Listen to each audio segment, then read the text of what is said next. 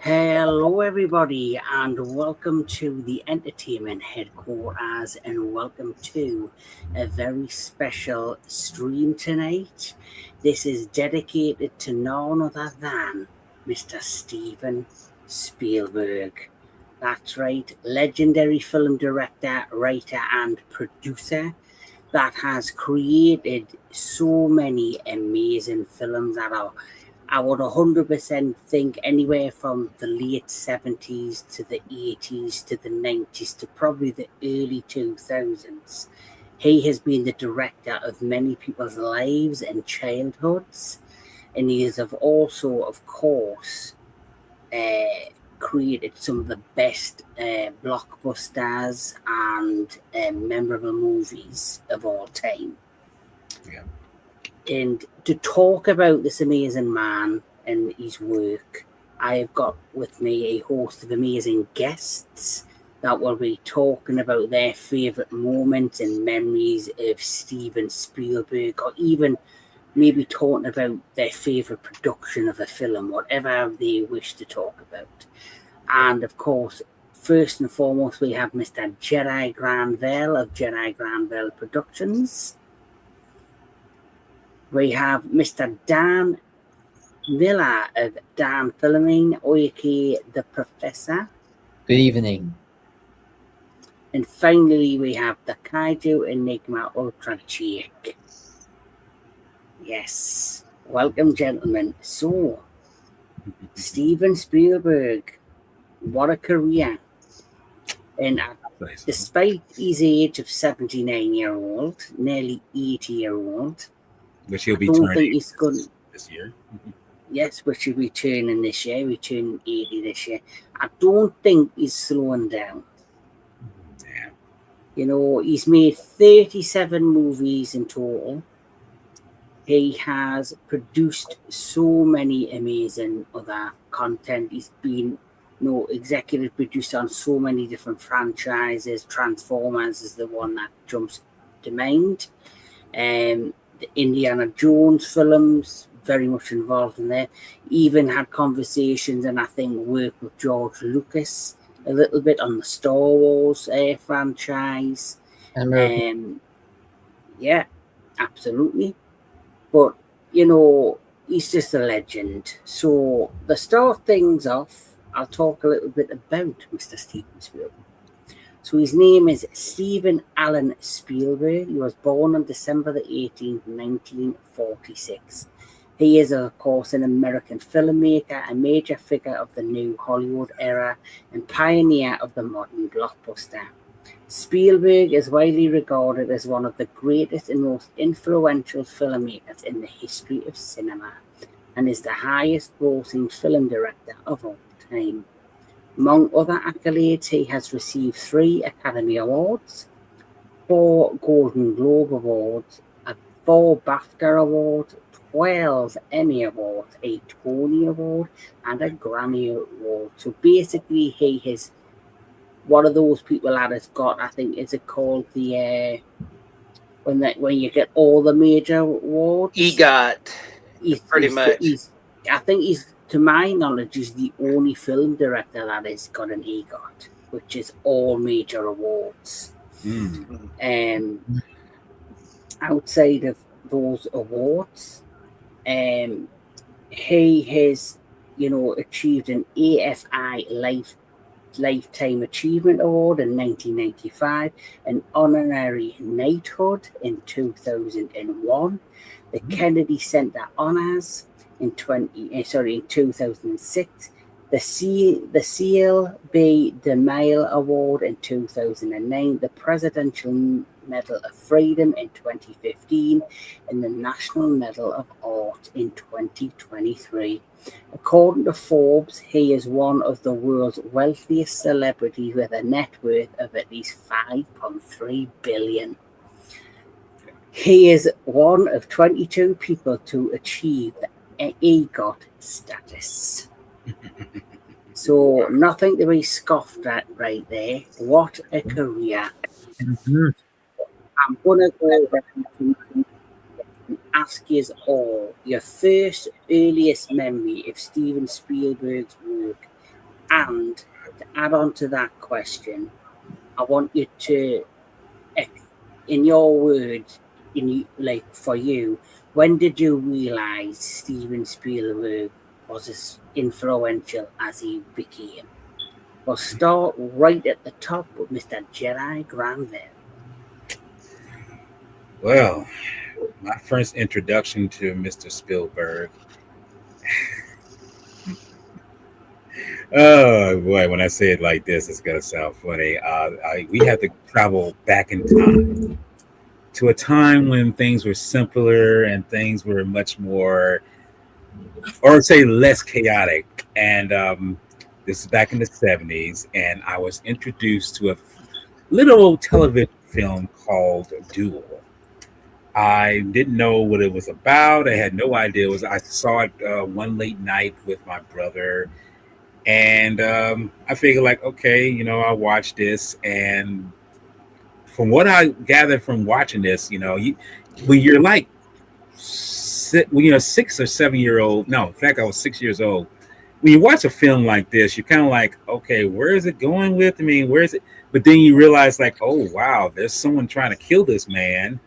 Then it's Dennis Weaver's character, and he's like just taking his truck, trying to kill him. I mean, not taunt him, really put the fear of God into him. And I'm just kind of like, what? I mean, of course, you're like I say, of course, I'm a child. I don't really understand the dynamics of why a person would do this.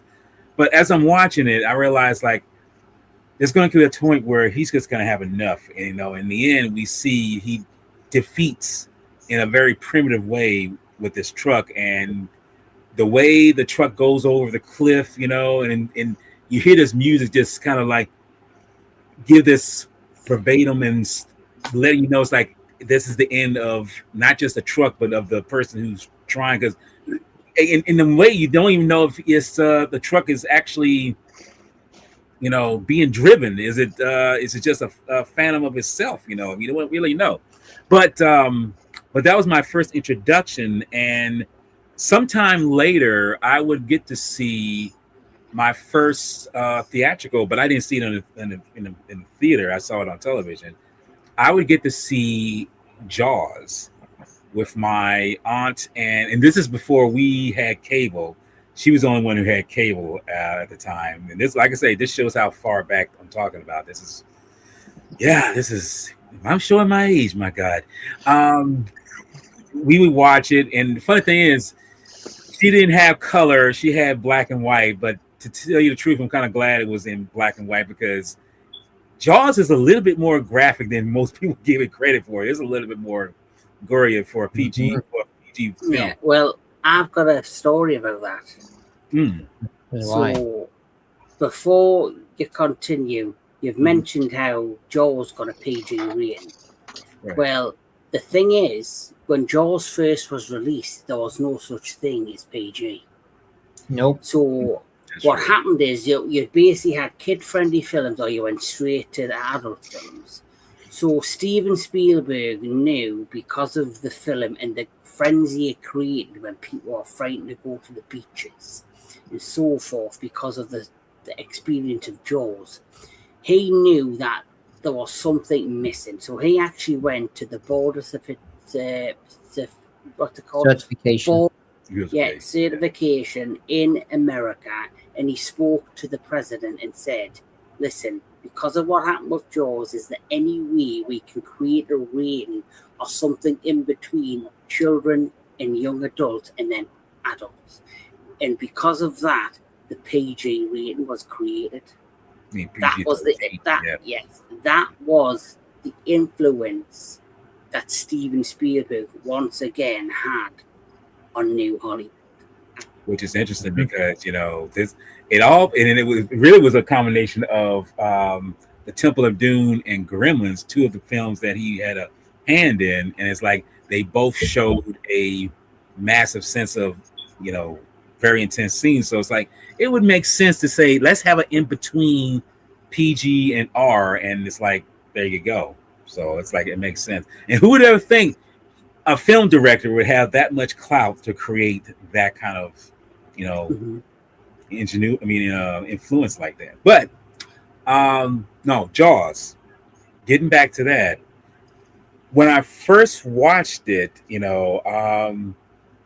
I can honestly say, because I was about 8 years old, I can honestly say watching it, I was 7, I'm sorry, 7 years old. I can honestly say something in me kind of twitched in the back of my mind. It's like, this is not the director I was thinking, or whoever directing this is, because I didn't know the name yet.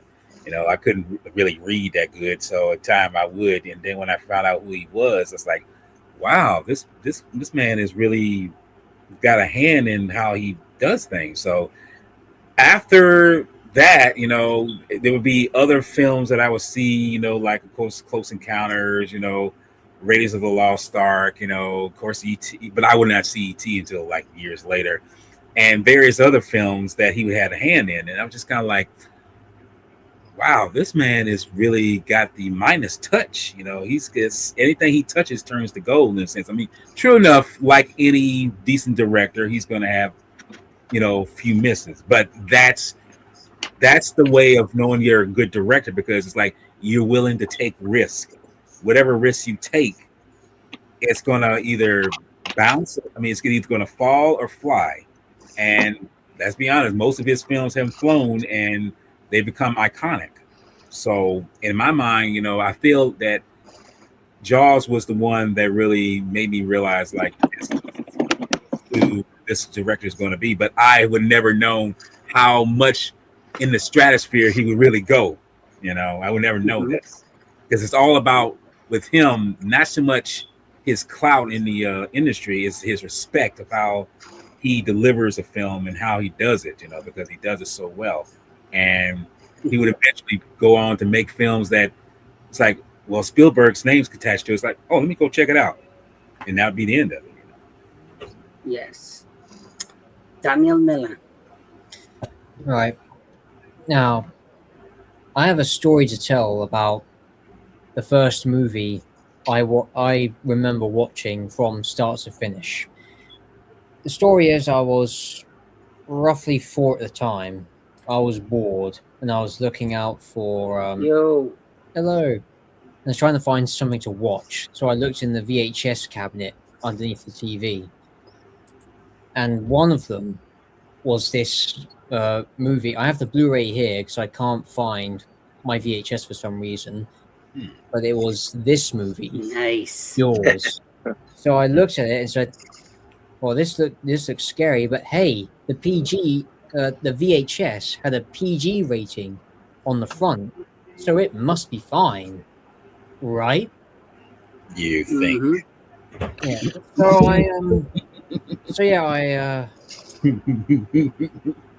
I answered my own question by watching that movie.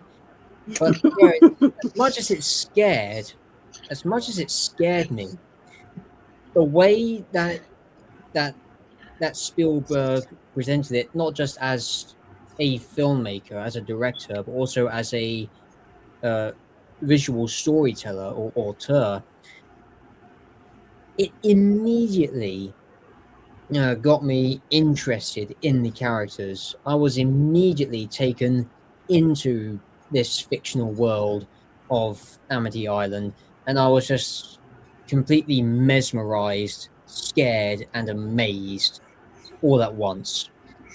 Now, there is a key moment in here, and this, among the many other little stories and facets about Jaws, makes it one of my all-time favorite movies.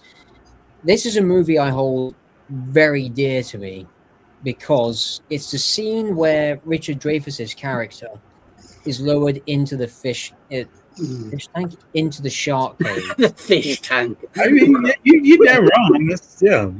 I mean, just lower him into the fish tank. That's one freaking big fish tank. Yeah. Yeah. He's lowered into the cage. Yes. And he's adjusting his goggles, and all of a sudden, he just freezes in place. We then cut to a shot of this shadow emerging from the distance with that John Williams Jaws motif building up in the background, and it's just on strings, like stringed instruments, no percussion, no horns, just the strings. Yes, that is one massive fish tank. But yeah, that whole sequence where the shark just swims by the cage, it's just the music playing, and then it just disappears into the murk in the distance. Yes. That was the moment for me when I had no idea how to articulate it then, but that was the moment that said, I want to be able to make that one day.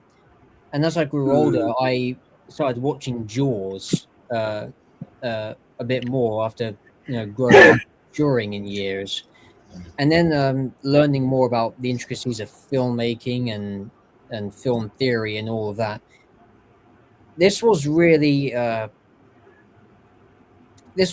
movie that set that not only sparked my imagination in terms of storytelling, whether it be in fiction or in whatever, but this was also the thing that made me sure on what I wanted to do with my life when I grew up, and that was to get into making movies. And if I hadn't seen Jaws, I probably would not have taken an interest in movies, how they're made, and as well as talking about them, as well as watching them.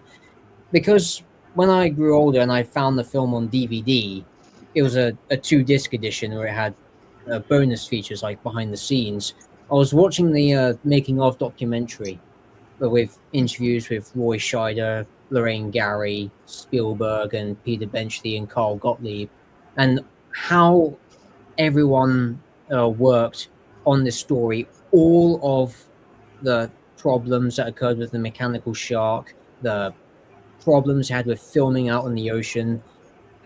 And it definitely has had a profound impact on me. And not once since the age of 4 have I been watching Jaws. I have never been tired of it. And and still, even if it's just going into the swimming pool, there's always that little inkling of faith, like, okay, I'm doing press stroke. I push my head down toward the water and I come up for breathing. How do I know that there's not a 25-foot great white shark that somehow got into a chlorine swimming pool and is just playing the Jaws theme on a violin, and it's just about to snatch me and pull me under, and I'd never get out of the pool again? It might be the ghost of Bruce coming at you. You never know. Maybe. You must have watched Ghost Shark. but Now, Jaws is probably his one of his most influential films. Because let's face it, without the success of Jaws, I think Duel got unnoticed 100% because of his cinematography, because his directorial style, his great storytelling, and his in-depth character building. Like with Duel, for example, there's only two main characters and you don't even see the villain. No. It's basically just the main actor and his emotions against this guy that's trying to knock him off the road in his car. Yeah. Now, when it comes to Jaws, Jaws, obviously, as we know, it is the film that in 1975 created the summer blockbuster genre, which is still strong today. Every major studio followed suit if they had a major movie that they truly wanted to get the big push to make the most money, to try and influence, the film industry, or what they wanted to have the impact. It was always then between the months of May to the end, I would say August, beginning of September, became that season, which he created. That's right. And this is what I really do love about Spielberg, is that whether it's a giant shark terrorizing a small town, an island filled with genetically engineered dinosaurs, or aliens coming down onto a giant mountain, Spielberg always brings this sense of believability, like it's some sort of magic power that he has as an artist. He pulls you in to every single second of every single scene. Like if it's in Raiders of the Lost Ark, he pulls you into that temple in the first act of the film with Harrison Ford. Just as he grabs the idol, you feel as though you're right there with him. And whenever you look at something like E.T., he always makes you feel sympathy for the unknown, for the alien. It's not so much fearing or teaching us to be afraid. It's really saying, in the grander scheme of things, we may look different, but on a fundamental level, we're actually not. And there is... That's what I really enjoy when it comes to Steven Spielberg. Yeah. He always has a hidden message behind his movies, whether it's science fiction, whether it's action adventure, whether, whatever the movie may be. And then obviously he has that ability to go serious with the likes of Saving Private Ryan, which, is such a brutal and impactful film in itself.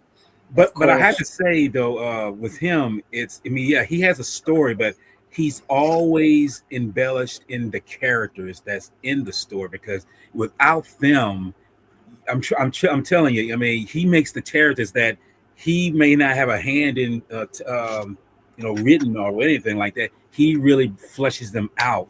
Where it's like, as Daniel was saying, bringing that realism to the to the screen, because. Let's be honest. When you watch, like you say, when you mentioned Saving Private Ryan, when you get into Normandy, on the beach, D-Day, it's like, okay, we kind of get an idea, like this is brutal, this is grueling, and then once you hear them doors open up, it's like, we're not gonna sit for 2 seconds. We're like in it.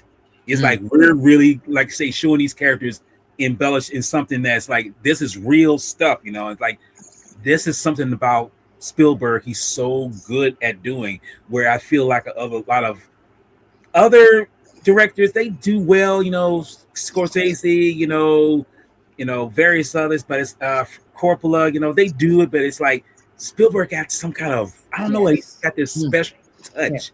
It's that like just- magic that he's the- somehow been gifted with, and no one Yes. else knows how to harness it. Yes, there's that scene I've said a number of times to you, Walter. You get people who are filmmakers, you get people who are storytellers. Right. And I think there's a huge difference between somebody who's just a filmmaker who's making, say, a big blockbuster that's all full of the bells and whistles of explosions and, emotionless, empty characters with no real build or connection. It's all about the spectacle and the blasting and the look. And then you get a film of Steven Spielberg that not only is he having a film which could have an action sequence or a massive special effect, but what drives the movie isn't the spectacle, it's the characters, and it's the story that is flown through that 2.5 hour movie or an hour and a half movie. And then, of course, that's all the extra bits that's added on to tell that character story, like E.T., for example. Or Schindler's List. Schindler's List, yes. But Jake Hall, your first introduction to Steven Spielberg, and when was the first time you got an inkling that he was a big deal? Well, my first theatrical film that I ever watched of his was, believe it or not, Jurassic Park. That was my first theatrical introduction to him, but my first film ever that I watched of him, believe it or not, was E.T. Before that, and I didn't know who he was at the time and all of that, but then when I found out that he had produced all these other films, I'm like, really? Wow. He accomplished a lot. But yeah, I mean, Jurassic Park was my first theater experience of his films. And like a second viewing, I think I was sick at the time, and I ended up, I won't go into detail, but y'all can probably guess, I ended up being sick at the theater. Still made it through the film, but it wasn't until I bought I think it was like the 20th anniversary on VHS of Jaws, when I, watched Jaws and all the special features. But when I was first introduced to Steven Spielberg, it was Jurassic Park in theaters, and ever since then, I've seen all the Indiana Jones films. I've seen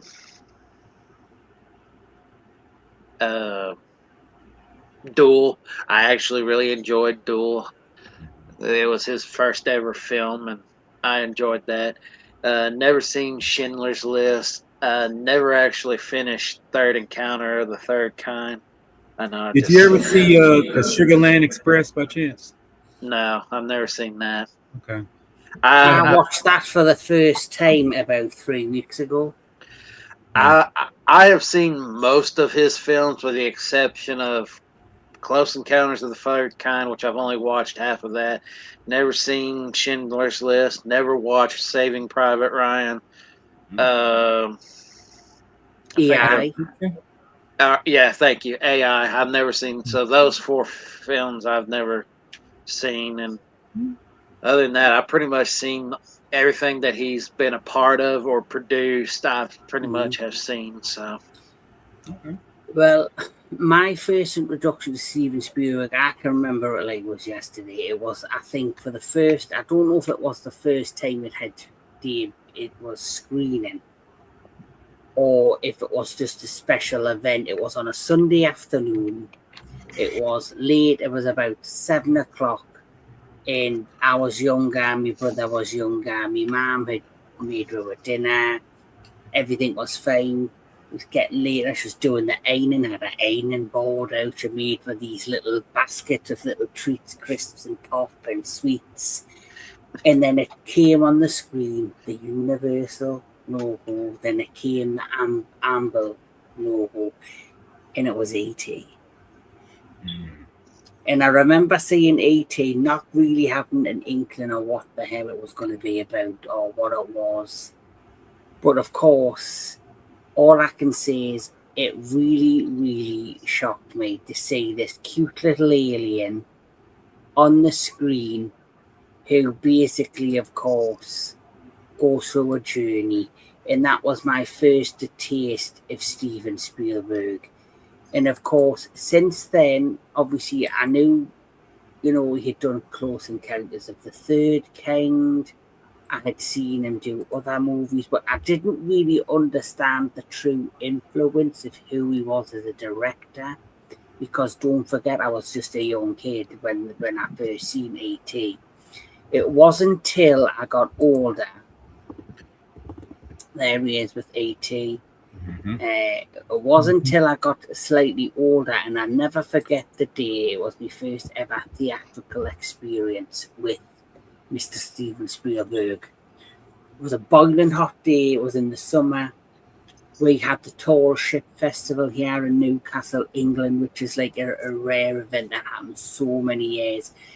The heat was ridiculous. My mum wanted to go shopping, and my dad said, I'm not taking the kids around the shops, the stores in this heat. That's when my mum said, well, why don't you take the kids to the theatres, to the cinema? And when we got to the front of the cinema, there was a queue a mile long. It was literally from the entranceway of this theatre all the way wrapped around it, and it came out the other side. And we were like, what the hell is this for? And then we went to the counter, and it was for Jurassic Park. That theatre had 10 screens, and Jurassic Park was being shown on 6 of the 10 screens. Any other film that summer in that theatre was either on the other 2 screens. Everything else was Jurassic Park. And I remember it was yesterday, the moment where Dr. Grant's sitting there, and obviously you see the beautiful scenes of the giant, the long neck, I can't remember the name of the thing. Brachiosaurus. That blew me mind. But the scene that truly defied that film for me and truly made me become a Steven Spielberg for life fan was the T-Rex attack when it broke out of the paddock. Now, for the first time in my life, I generally felt dinosaurs were real. Yeah. I felt every single emotion. I felt I was hooked to the screen, but at the same time, I was in complete awe of everything I was seeing, and I couldn't take my eyes off the screen. I was also petrified. Yeah. And they were the true, like you say, the emotions, the power of his filmmaking, his characters that he built for that particular film. And then obviously later on, I became an even bigger fan when I seen other films. Like I had never seen Close Encounters of the Third Kind. Absolutely adored that movie. I only watched Duel about 2 or 3 years ago. And, Minority Report, I thought that was a very enjoyable film. And, of course, on top of him being an amazing storyteller and visual kind of on-screen art with those particular films, the sci-fi films, Close Encounters, E.T., he's also very good with the scariness with monsters, Jaws, Jurassic Park, but he's also a very good storyteller when it comes to just telling genuine human stories. And don't forget the War of the Worlds from 2005 when he dealt in horror. Yes. Mm-hmm. But he made that film as a result of the events of 9/11. Yes. Yeah. That was a huge influence of why he wanted to make his version of War of the Worlds. And I think he did a fairly good job. Obviously, I still think the original is the best of them all. But his version for me is better than the Ice Cube one. That, Yeah. The Oh my garbage What that is on Ice Cube. Amazon promotion? Yeah. God. Yeah. And it's kind of funny all you the- mentioned about Jurassic Park when you got the feelings. I mean, when you first see that Brontosaurus, let me just say, I know because I took my mom, my nephew, and my older brother to go see it. Let me just say that when you see it, because I was skeptical of CG at this point. I was just like, CG is not going to replace anything. When you see it, and this is why I say Spielberg knows how to use a tool as well. When you see it for the first time, and I literally got emotional. Look, I was like, oh my God, this is very fluid. This is very, capturing. It's like, no way, it's like, and this is where you realize, like, Spielberg, yes, he's showing the spectacle, but the spectacle is not the story. The story is what you see that brings the story to life, And I feel like this is why, and then you see like I say, Grant and the others, just flabbergasted by what they're seeing. It's like, and that's exactly what the audience is feeling. They're feeling this overwhelming sense of, wow, you mean you brought this to life? You actually made this happen. So it's amazing how Spielberg has the ability to do these things. And I will say this: you mentioned about you were terrified when you see, especially during the the T-Rex scene and everything. There's something amazing that while this film came out that year, later that year, which I would go see Schindler's List, you really see how he honed in the devastation of what World War II was really like. I mean, it's true that we see World War II as just a kind of like fantasized or romantic kind of emphasis on when we was growing up watching it back in the day, but Spielberg shows no, this is how real life was during the time of the incarcerations of the Jews when the Nazis were doing what they're doing, and he didn't hold back. That's one thing I love about Spielberg. It's like, yeah, he could have easily, just like, I'm going to kind of romanticize it. I'm going to do this. No, he's like, no, I'm going to show you exactly what was going on during this time that was going on at this moment in human history. And it's like, that's something about him that, because I was always thinking to myself, it's like, okay, he's been kind of, doing the family thing, do whatever, but that shows right there that no, he always had a way of telling humanistic stories. And when he had to break it down and show that, because I heard about it, I'm thinking like, okay, Schindler's List, like maybe it's not going to be so bad. And then when I heard he got an R rating, it's like, well, how bad could it be? Well, when I went to go see Schindler's List for me is his darkest film that he's done. Yeah. But even though it's his darkest film, the story, it's a story that needed to be told. And it's a story that I feel only he could bring to the screen. Right.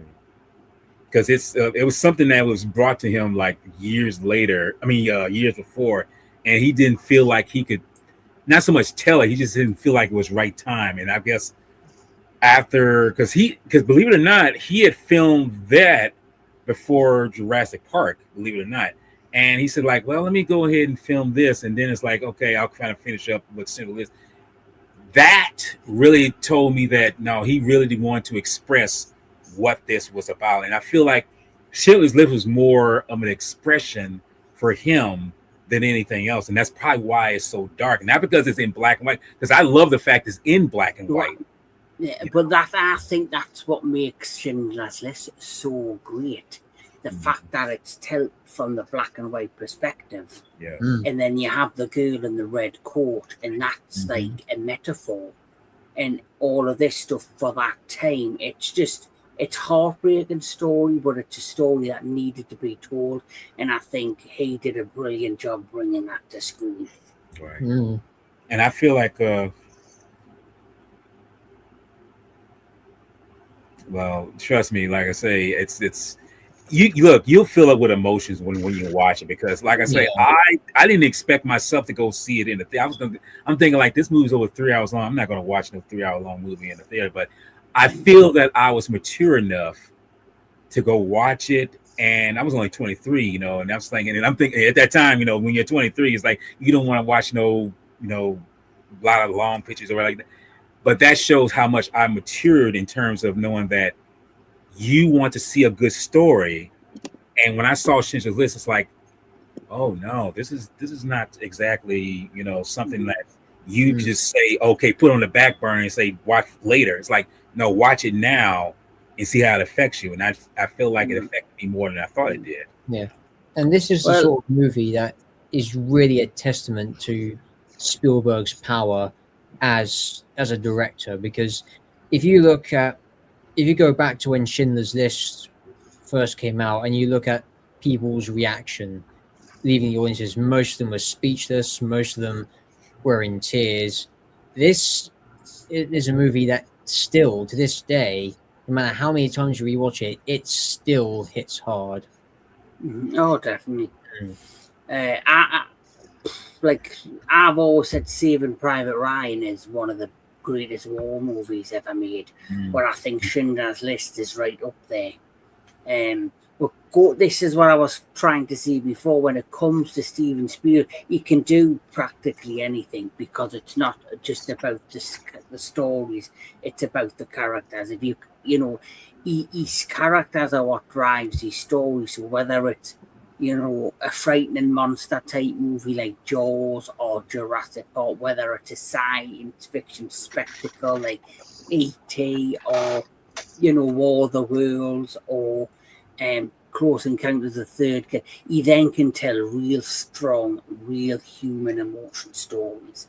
And of course, you've mentioned Schindler's List, you've mentioned Saving Private Ryan, but another movie that I really, really like, I like The Terminal. Okay. Oh. Which I have not seen. I'm sorry to say, I have not seen. So that. The Terminal, he did that, and I'm sure he did Catch Me If You Can. Yeah, I saw really nice that one. Yes. So these two particular movies aren't like about science fiction monsters or the human stories about human characters. And The Fableman, which is based on his childhood. Mhm. And of course, he also did his version of West Side Story, which I have recently seen. Like I say, I'm trying to catch up on Spielberg films that I didn't know I wanted to see or not. But I thought, I'm going to give some of these films that I kind of did a pass on a chance. And I can honestly say, obviously, the first one is a strong musical. This one, his version, is very much more realer and harder on the times that it's set in. You see more of, like, the hard times that they went through and the racism and all that stuff. So he puts like he did with Saving Private Ryan, like he did with Schindler, he puts a real world element and feel to it. Then I'm going to have to bring this up then because, well, I mean, not because of my heritage, but the film that really was awakening to let me know that this man is not afraid to take a challenge. The Color Purple. Yeah. I have to say, when I saw that film, I was like, whoa, I was like, this is another example of showing me, it's like, it should not matter what demographic that you do or tell a story of. It's like, it's about story. And I got to say, and I saw that film, and I have to say, Spielberg was robbed from that film too. He didn't even get nominated for Best Director. But when I watched that film, it was just a telling of a time during, the time, like I say, in the South and dealing with the, African Americans, dealing with everything. And I was just like, what's a white? And this is my thinking. I was, like I say, I was like 16 when I actually did see the film. It's like, what's a white director directing a movie dealing with black people? It's like, I really thought that, but that's my arrogance, my ignorance, realizing like, dude, it's a story. It's a story of a person talking about, dealing with a woman who had to overcome oppression because she's female, Yes. also because she's black. And I'm just like, dummy, that's the whole point. You know, he's telling the story of a person who's really trying to overcome all these obstacles that were real during that time, and in a way still kind of is now, you know. But anyway, that film was one of those films that made me, especially at the end, made me tear up so hard that I was like, wow, now I see, okay, this is not some man that just randomly doing, you know, a film that's just to give him some, you know, kudos and that. No, he's telling a story that's supposed to draw you in. And for the longest time, if you're not drawn in, then he didn't do his job right. He shows like it does not matter whether you're black, Asian, Hispanic, otherwise, it's all about telling the story and what the characters that you see are involved with. And I realized after that point, it's like, okay, don't ever think that again about this man. Of course, I was, like I say, I was in my teens when I thought this. Now that, you know, I'm way older, I realized like, okay, whatever he did back then, I respect him even more now for that. Yeah. I'm going to just read a little bit more about Spielberg. So our beloved Mr. Steven Spielberg, you know, Spielberg was born in Cincinnati, Ohio, and grew up in Phoenix, Arizona. He moved to California and studied film in college. After directing several episodes for television, including Night Gallery and Columbo, he directed the television film Duel in 1971, which was approved by Barry Diller. He made his theatrical debut with the Sugarland Express. He also beginning his decade-long collaboration with none other than John Williams. Oh, yes. Yep. So, you know, he started his collaboration with John Williams, with whom he has worked with for all but 5 of his theatrical releases. He became a household name with the summer blockbuster Jaws and continuously directed more acclaimed box office blockbusters with Close Encounters of the Third Kind in 1977, E.T. the Extraterrestrial, which came out in 1982, and the original Indiana Jones trilogy from 1981 to 1989. He also explored dramas in The Color Purple and Empire of the Sun. Mm-hmm. Which were introduced to a young, very young Bruce Wayne, Christian Bale, believe it or not. Mm-hmm. Yeah. Then this part is just blew my mind. In 1993, Spielberg directed back-to-back hits with the science fiction film Jurassic Park, the highest grossing film ever at the time, and the epic historical drama Schindler's List, which has often been listed as one of the greatest films ever made. He won the Academy Award for Best Director for the latter, as well as for the World War II epic Saving Private Ryan in 1998. Spielberg has since directed the science fiction films AI Artificial Intelligence in 2001, Minority Report in 2002, War of the Worlds in 2005, Ready Player One in 2018, and most recently in 2026 he released his latest sci-fi epic, Disclosure Day. Yeah. So I have done my review. My good friend Mr. Walter Ross has done his review, but recently our good friend in the panel with us today, Mr. Walter Ross, Daniel Miller, and his lovely mother, Deborah, have recently been to the theatres to see Disclosure Day. So since this is his latest offering, and we've already given our thought on the movie, and anybody that wishes to see my review, it's on the channel. If you want to check out Mr. Jedi Granville's review, go to Jedi Granville Productions. But Mr. Daniel Miller, let's hear your thoughts on the latest entry from Steven Spielberg. Yes, please. Okay, the latest from Steven Spielberg. Now this one, in honesty, I feel a bit perplexed on this one. It's great seeing that Spielberg, for a really fair majority of the movie, has not lost his touch when it comes to on-screen magic with his directorial techniques. Yeah, the way he directs Emily Blunt and Colin Firth, they give really good performances, and the approach that he takes to the aliens being on Earth subplot, and how the truth belongs to the people. It's a really good element to play with, and Spielberg has done this brilliantly to perfection with E.T. and Close Encounters. But with Disclosure Day, I feel that the glaring problem that I feel holds it back from reaching those the heights of those films is the script.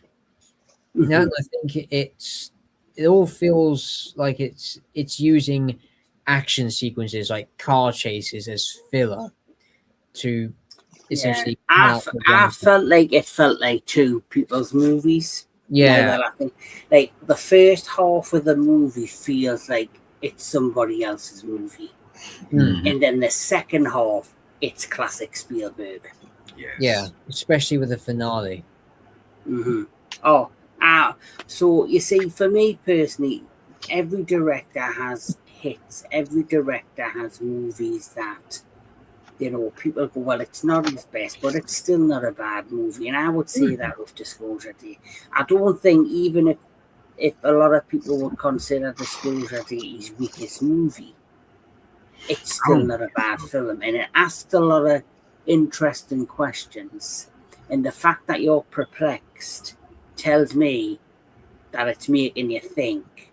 And you're asking questions. So maybe that was the whole point. And if that's the case, that's a clever thing to do. No, you got to remember, no, I guess that's exactly it. Because I know when I went into it, I immediately could tell that there are going to be people questioning certain things, and there are going to be people who are going to like, oh my goodness, you're really doing this. Because I don't know if you've seen it yet, Jake, but I won't give too much about it. But I've seen the film. Oh, you've seen it? Okay. Well, the simple fact is, I won't say it here because I figure like whoever's watching hasn't seen it, but the basic line between, Earth or extraterrestrial and something divine, it's like you can't let these two, live in coordination with one another. It's like, it is so perplexing that this shows how humanistic humans are, because it's like you can't live with one and think that you can't live with the other one, and it's like, and if they clash together, then it's like, oh no, this is, it's like it's something sort of circling in their brain, and I'm just like, what are you talking about? It shouldn't be that hard to let this live in conjunction with one another. I mean, you can live in. It's almost like white and black. We can live in peace with one another, but it's like some people just can't do it. It's like, why is that?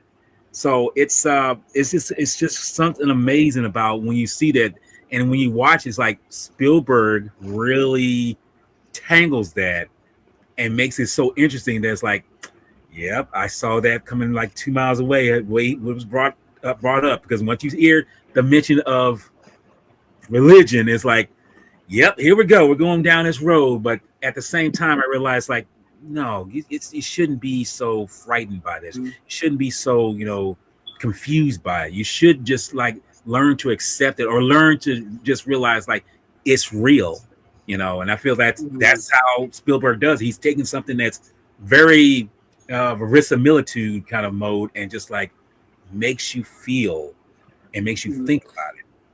See, for me, this was a story written by Steven Spielberg. He was the director, but the screenplay was done by David Cope, I believe. Yes. So he did the screenplay. Jurassic Park. Yes. So he has got history with Spielberg. So it's his weakest screenplay in many ways. And a lot of people complain about a number of his characters. So people complain, for example, about Colin Firth's character and Coleman Domingo's character, but I actually really enjoyed them, and I love the dueling personalities. So the whole thing about Disclosure Day is you've got somebody's got this information that they're going to reveal to the world, and this is a what-if scenario. What if this information was released to the world? How would the public react? So you've got Colin Firth's character who's basically saying, if you release this information and you make it public, the world will turn to chaos. Right. Religion will collapse, society could fall apart. Then you've got Colin Domingo's character on the other side. He's saying this could give people hope, and it could bring people together, and it could bring nations who are fighting and wars. It could end it all and bring humanity closer together. Yeah. And I think that's a compelling argument. And then the very last moment of this movie, I had goosebumps. And the goosebumps didn't come from the scenes that transpire, which I won't spoil for people that are watching who haven't seen it. But there's a particular moment with the news anchor at the end. She, for me, stole the movie. Yes, very. And it's interesting how all of these arguments is like, oh, this will give people hope, or oh no, it'll plunge everyone into chaos. Now, I'm not going to say what the background it's set against is for those who haven't seen it, because I don't want to spoil it, but it's a very interesting way to put that with, I'll just say, a very real world scenario that we're watching in real time, and it's been going on since the explosion of the atom bomb, really. Definitely. And of course, they do mention in Disclosure Day that there is tension between the US and Russia, which is like an event that is, always seems to be a pattern that happens in these type of movies. And isn't it kind of funny that I don't know why, even though we see what we see in front of it, that little side note is kind of like in the abyss, is like almost part of the story, but it's like second nature or even third nature, because it's like, okay, so people are at war, these two superpowers are like, why? Maybe that's just Spielberg's way of saying, like, this is man's ignorance, this is man's fear, this is man's just being man, basically. So, Jake, obviously, we didn't hear. What was your opinion of Disclosure Day without spoilers? Well, I've only seen the first trailer of it, and I kind of went into this blind, pretty much, because I was skeptical of seeing it. I was like, do I go see it? Do I want to see it? I ended up going seeing it along with another film later on that evening. But when I first watched it and I started paying attention to it, I was just like, wow. I mean, I was hooked. And I was just like, and for my showing that I went to, there was a pretty decent crowd, which I was pleasantly surprised that there was. I mean, and throughout theaters, which I was pleasantly surprised from the theater that I went to. I wasn't expecting that many people, but all in all, I mean, throughout the film and the storytelling, especially between Emily Blunt's character and the other guy that's with the girl, I thought it was a good storytelling and all of that, and the ending, I'm not gonna lie, it actually got me a little emotional in a way. Mm-hmm. So I Me did and shed, Walter said the same way. He got emotional. yeah, and I actually did shed a tear. I'm not gonna lie, because it did make me emotional, and I thought the way they ended it was like interesting way to end end end it. So, but yeah, I really did enjoy it. I was pleasantly surprised. I personally think yes, the closer they will divide fans, and I do think it'll have mixed reactions. There'll be some that hated it. There'll be some that think it's Spielberg through and through. I've got a mixed bag. I feel like the first half of the movie, part of it is Spielberg, but it's the second half of this movie he comes into his own, and you see the Spielberg classic, storytelling and cinematography. And I even said in my review, like, there's a scene in the bedroom where you see the wind chime and just the music with the John Williams score, and it just was fantastic. But I think years down the line, despite it not being what people might consider his best science fiction film, I do think it's going to grow a stronger audience in time. Well, And this there is may what be, I'm sorry. I was just going to say there may be a lot of people that wait till it's on streaming as well, because they're divided. And when they hear reviews or they hear other people talk about, they might be divided to see it in theatre, so they wait for streaming. I personally am going to get it on 4K because Most likely. I still thought it was a decent film. Well, Not his but best, but not terrible. Yeah, exactly. And this is what I was meaning earlier before, about he's not someone who's afraid to do anything because, like I say, many of his films have been mostly hits, but there have been not so much misses. It's just that they're not as popular as the other ones, And I'm pretty sure, like I say, this one right here will grow, but he's not afraid to take the chance. That's the thing about that's a great thing about a good director, storyteller, is like you have to take a chance in order to get your story told, And like I say, if anyone finds some kind of whatever now, that's the now. Who knows what maybe be in the 5-10 years from now, how they feel about it then, So it's like that's how it is. So Spielberg co-founded Amblin Entertainment and DreamWorks Pictures, and he has served as a producer for many successful films and television series. Among them, and I didn't know this, mind, till I started looking. I didn't realize he produced Poltergeist in the beginning. And then I know that I'm sure I didn't Poltergeist. It started off as a sequel to Close Encounters of the Third Kind. Not really sure because Poltergeist is dealing with spirits other than something extraterrestrial. It started off as something with Spielberg, and then it became Poltergeist. Oh, okay. That was in 1982. Then he did Gremlins. Then he did Back to the Future. American Tail, which I love American Tail, and I feel like that feels for me like Steven Spielberg's first animated feature. It feels that way because it feels like it's Steven Spielberg's storytelling, the story of American Tail. Of course, he did Who Framed Roger Rabbit. He did the Animaniacs. He did Pinky and the Brain. Now, this one I didn't even know he was connected with Twister. Yeah. He acted both. Yeah. Band of Brothers, which is an amazing historical television show. And of course, from 2007 to present, he's been the executive producer of the Transformers series. I'm wondering, do you know that he executive produced a very popular television show, believe it or not, ER? Yes, he did ER.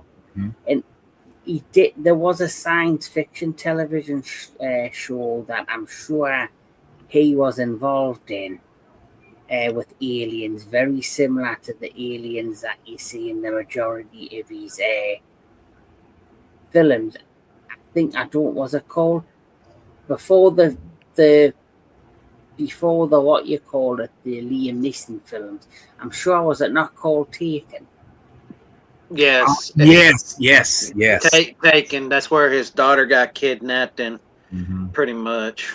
Yeah, yes, but I'm sure that he created a television show that was called Taken. I think it was him. I think it was. No, that was him. Yeah. She was part of that. So, yeah. He's like I say, he's had a look. That's one thing. See, I didn't know about ER until like I say, sometime later. You know, in the like Yeah, third season. 2002, he did Taken, a television show based on an alien abduction. Now, if you haven't seen that show, it's brilliant. And I'm assuming that you all know that he was part of the Twilight Zone, the movie film. Also, Yes, he was. Yep. Yes, he was. I remember that very well. he was not But, part of that fiasco that happened with you know who the other director, but you know that's another thing to be talked about. yeah. Several of Spielberg's works are considered among the greatest films in history, and some are among the highest grossing ever.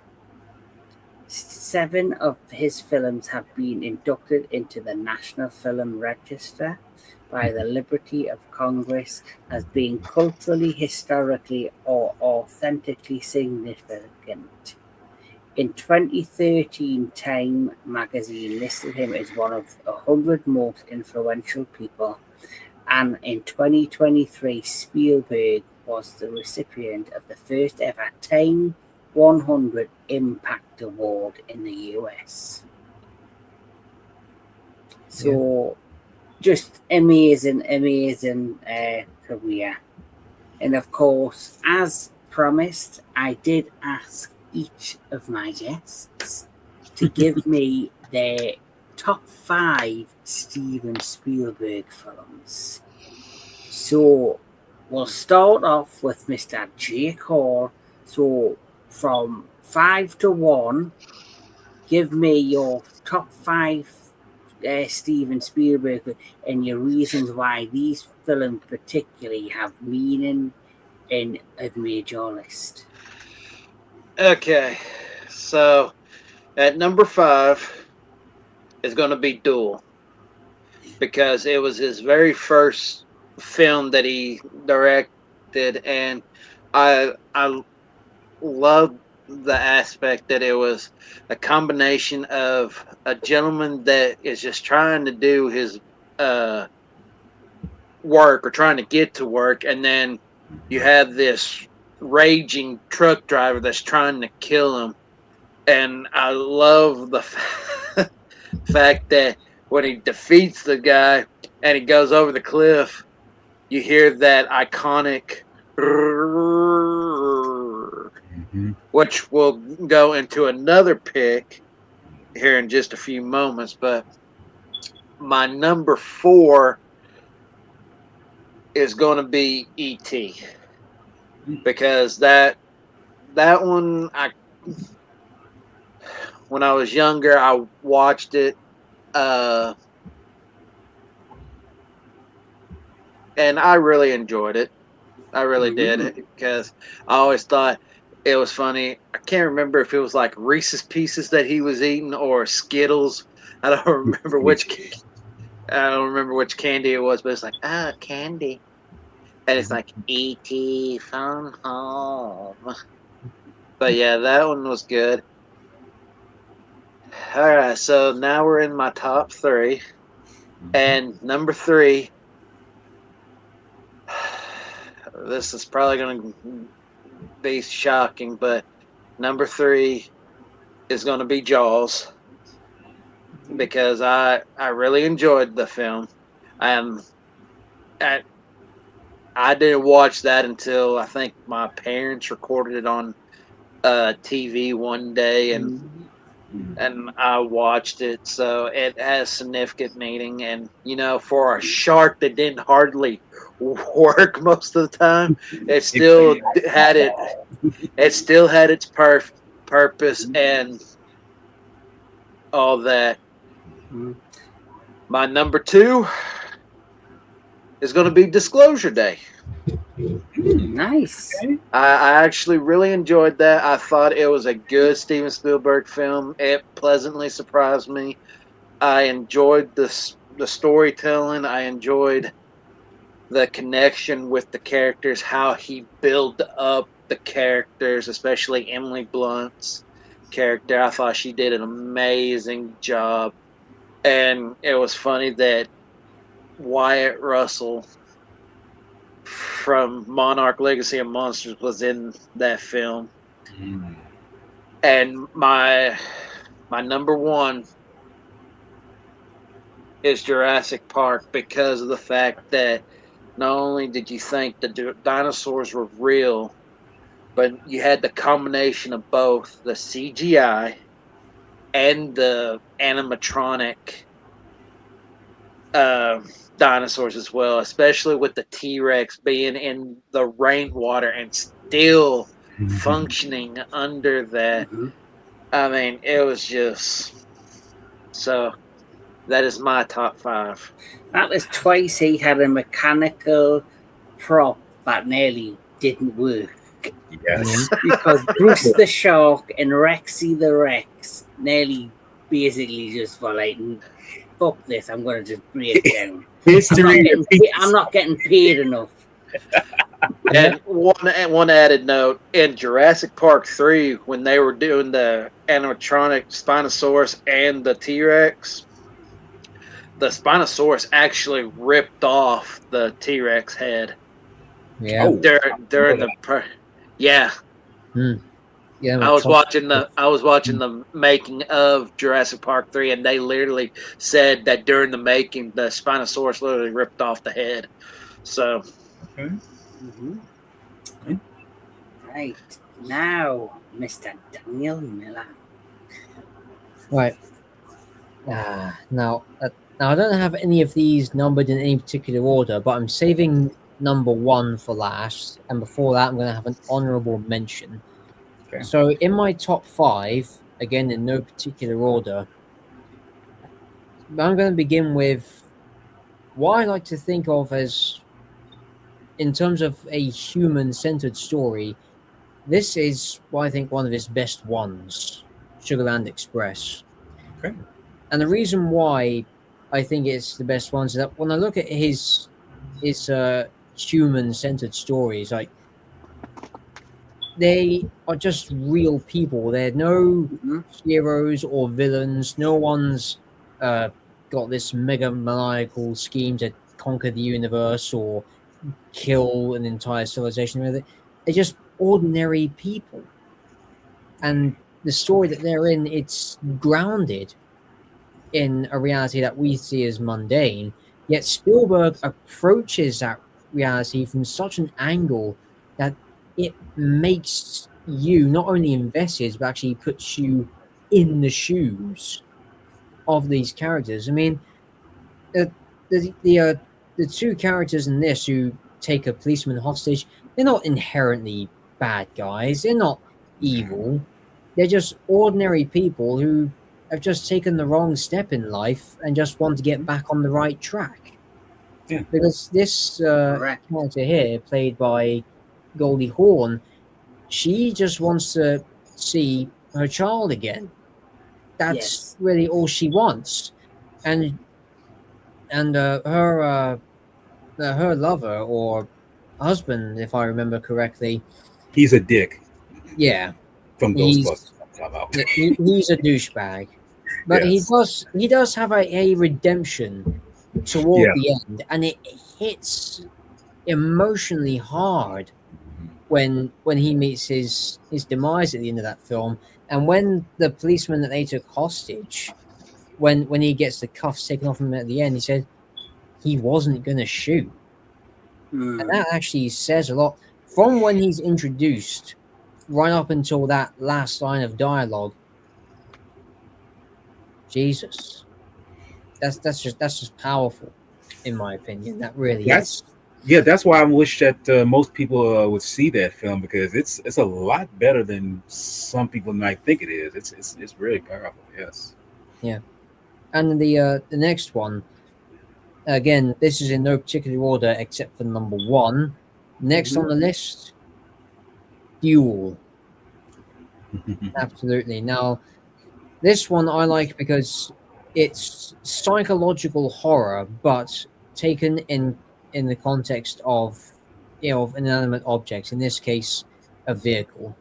This, when I look at it now, I think of it as Jaws before Jaws. It's the Jaws of the highway, I think, and the way that that Spielberg frames uh, each shot for cinematography wise, it always keeps a veil of mystery. We never really get any details about the driver of the truck. All we just see is his hand on the wheel or his hand coming out the window when he's signaling the main character to go by. And this is something that I briefly want to touch upon. If you look at E.T., you look at how cinematically it's framed. When we see the guy who's following E.T., his first introduction, a it's a semi close up shot, but we don't actually see his face. All we see Yes. is on his shoulder downwards. Yes, And again, it's like That's a question. Do you think Duel could have influenced the story in Maximum Overdrive? You know, with the trucks? I think it is possible it could have. It could have, definitely. Especially since we don't actually see the driver for that much. And I do know that the truck that's used in Duel became iconic and has been used a number of times in other pictures. Yes. Yep. And that groaning sound the truck makes when it goes over the cliff, not only was that reused in Jaws, albeit it was modified, but that originally came from a 1954 Universal picture called Creature from the Black Lagoon. That was the Gilman's Roar, the original master tape that was edited and altered quite drastically for Duel, which was altered again for the finale of Jaws. The more you know. Right, next in my list. Now, this one, I like to think of it again as a human-centered story, as what I said about Sugarland Express, but it puts an extraterrestrial spin on that. Close Encounters of the Third Kind. yes. Now, this one, I think it actually, in a bizarre choice of words, it makes aliens a lot more human than we would assume them to be. Like they're not out for galactic domination. They're not just abducting people for experimenting on them. They are a race that's just as curious as we are, I feel. Yes. And the whole symbolisms, like with the mountain that we see in the final act of the movie, and after Richard Dreyfuss's character sees the UFO, and since then he's having visions of this mountain. Like first he makes it out of mashed potato during dinner, then he starts building the mountain in this train model he has in his living room. It's so perfectly planned out story wise, and the execution is again perfect all around. Now this one again, I like it from its characters because no one is evil. There's no inherent villains in the story. Again, they're ordinary people. And Spielberg I felt the same with their Disclosure Day as well. That there's no real villain. I felt in Disclosure Day. I would. You just had you just like Colin Firth's character. He might come across as a villain, but in his mind, he's doing it to stop the truth from getting out because he's worried about the reaction that the public will have. That's right. Now, as I was, now I lost my train of thought. Yeah, Close Encounters.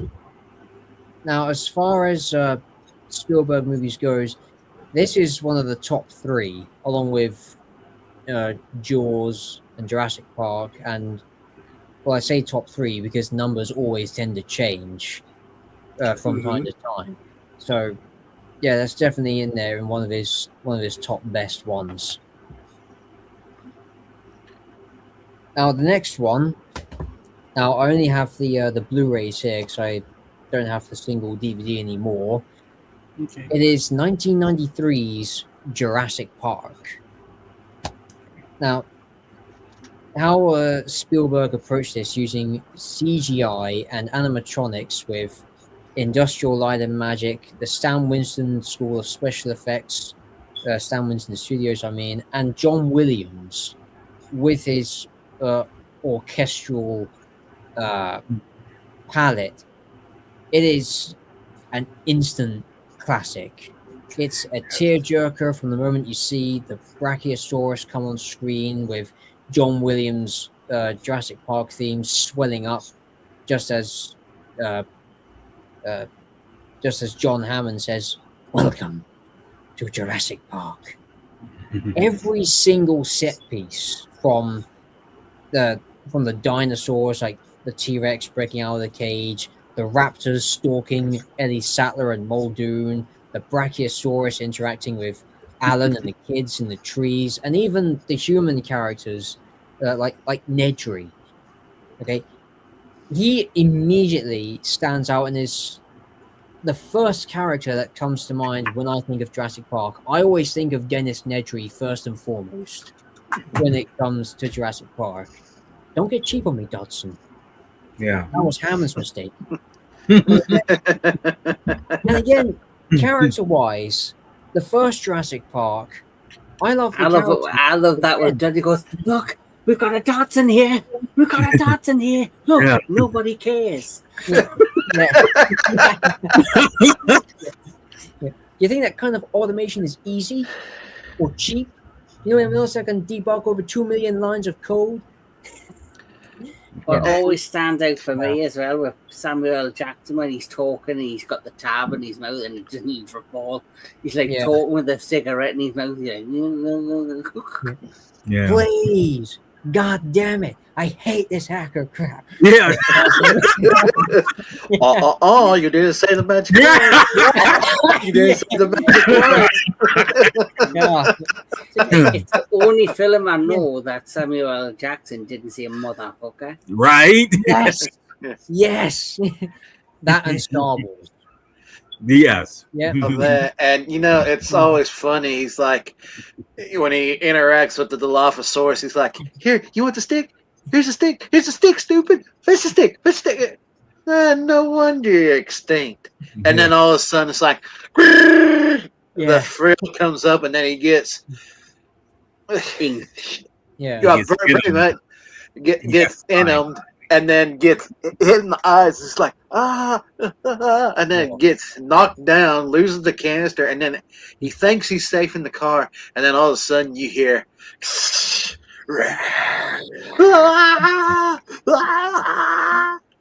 which I always wondered, how the hell did that Dilophosaurus get in that damn car? Because he left the door open on the other side. On the other side, he did? So what happens is you see him, and the door's open on the other side, and then he falls down the thing. So when he climbs up, it must have climbed into the car and went into the back, and then when he come in and shut the door, it was already in the car. Huh. That would make logical sense. I guess so. So he must have had both. He got out of the car, and it was there. He turned to get in the car, he banged his head, and he fell down the waterfall.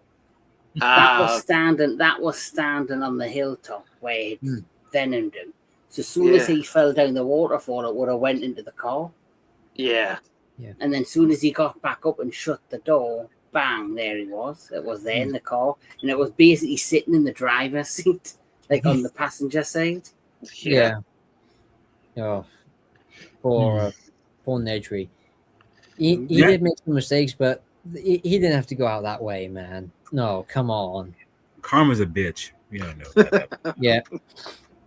Well, by the way, the system is going to be compiling over the next 15 to 20 minutes. So if a few systems go off, it's just a system thing. Don't worry about it. It's just a system thing. It will sort itself out. Yeah, and everything else just completely just goes down. Fine, Nedry. check the vending machines. Jeez.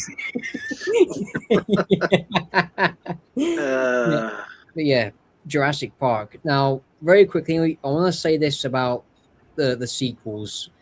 Lost World, it's very good. It's not quite on the same level as the first Jurassic Park, obviously not, but it's a sequel that matters.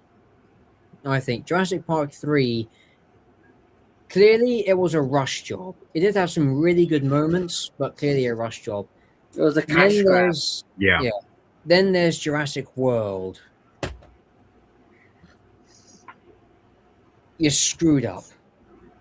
First and foremost, with the human characters, again, when it comes to characters in Spielberg movies, what I like about them is that there's no outright villains. Why the hell are there villains in this movie now? And no, stop. How can a woman, No, how can a woman outrun a Tyrannosaurus Rex in them heels? yeah. You would think that those heels would have broken, or she would at least twisted her ankle. Come on. And then you have this whole subplot with, oh yeah, we're going to take these animals off this island and we're going to hire mercenaries to shoot anyone who gets in the way. Like, seriously? Again? No, stop. Just stop. No, that's it. No more Rebirth. No more bloody candy bars causing an entire park system to fail. No more animated spin-offs. No. Enough.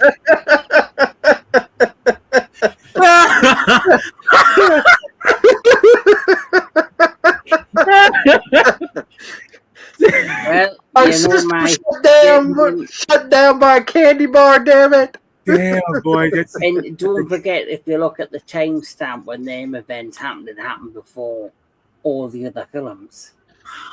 Oh. Retconning. No. Yep. I won't allow it. Yes, it was retconning at its finest. Oh, Uh, the Snickers will never live it down.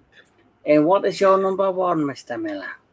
Before we get to number one, honorable mention, but from television. Directed by Steven Spielberg, an episode of Columbo, Murder by the Book. Okay. Now, for those who don't know the plot of the episode, well, I say episodes because Columbo, they feel like made-for-TV movies. They're all standalone. So yeah, the plot of Murder by the Book.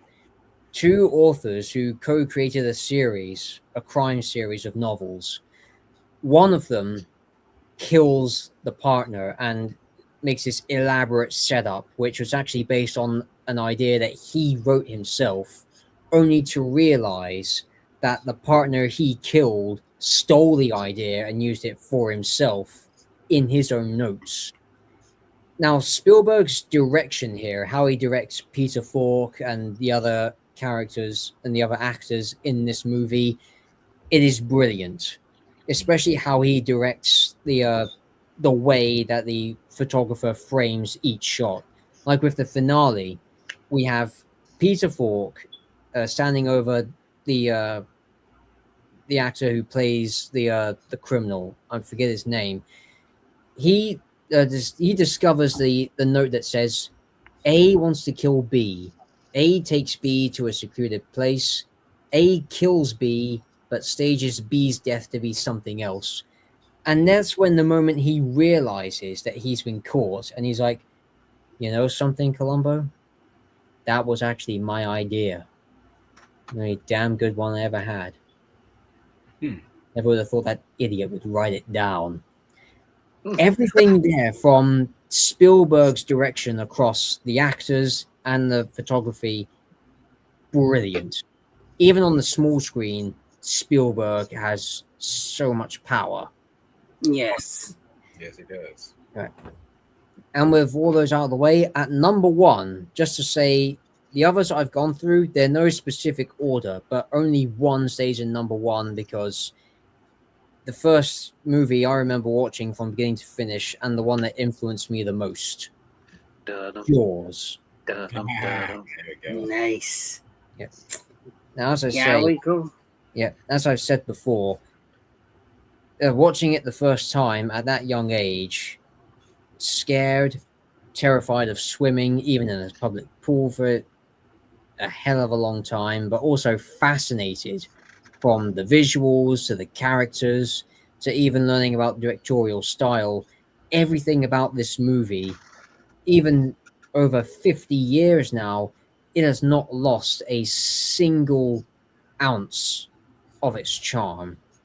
I mean, Yeah. everything from the characters like uh, Brody's wife, Hooper, Quint, Mayor Vaughn, and even all of the other locals on Amity Island, they immediately help the audience be grounded in this fictional uh, island community. And again, every time you see the shark, it's it's perfectly shown. It's not like how in Jurassic Park every dinosaur was a set piece. No, the shark, it was, despite all of the problems it had, how it was constantly breaking down, how the ocean environment was just brutal on the electronics, it was never overshown.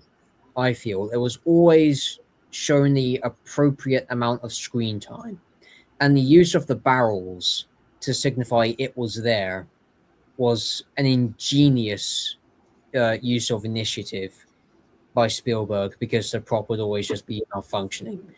That Yeah. and John Williams' score, it perfectly elevates and underpins this movie tenfold. Like, if you were Yes. to take out John Williams' music, it just wouldn't work. It would be like if you took Alfred Hitchcock's Psycho, but you took out all of Bernard Herrmann's music, it wouldn't work. If you took out all of the music from, say, Alien, I don't think it would work. Yes. And that's the thing, though, because with Jaws, everything that's minimalistic, whether it be the shark's appearance or even the soundtrack itself, that minimalism works because Yes. Spielberg, as much as he knows how to do spectacle, as he knows how to do grand reveals, how he knows how to do action, violence, and all this, he also knows how to do not only suspense but also restraint. Mm-hmm. Like, if you just look at the scene where Quint, Hooper, and Brody are drunk in the Orca singing "Show Me the Way to Go Home," after the, even including the Indianapolis speech, and when they're showing each other their scars, the only bit of music we hear in there is that eerie string composition by Williams when Quint recounts the Indianapolis story. Other than that, there's no other soundtrack. That minimalism is perfect. The minimalism, even in the Foley or sound design, it's just the rocking of the boat in that scene. Brilliant. And Spielberg has said, as much as he had trouble, as much as his troubles making Jaws discouraged him from making the sequels, he still looks back on it fondly. And that is such a brilliant thing to do. Yeah, I think it was a movie that caused him a lot of stress, but in the end, he's appreciative of the impact that it's made. Yeah, and that it's still, all of the hard work and the stress, it all paid off, because then obviously it basically helped build his career. More opportunities came his way thanks to the success of Jaws. Yeah. And there's also, I think there are 2 posters of Jaws out there. They're newspaper print posters.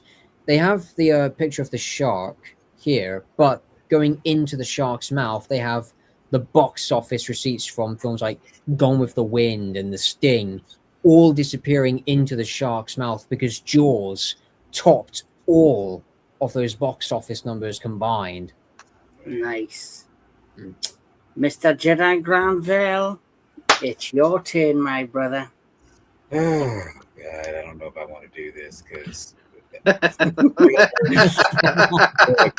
Look, let's be honest. Spielberg has got a map. It's got a Buku. Rolodex of good, yes, of good films, and it was kind of hard to decipher which ones were really something that I feel could even register as top five. But thankfully, I really harnessed my thought process and said, "Yes, I can do this. I can do this." So, starting with number five, and it's going to be a surprise, maybe for some, maybe for none. Okay, as I told you before, Spielberg has had misses. He has. That's a given.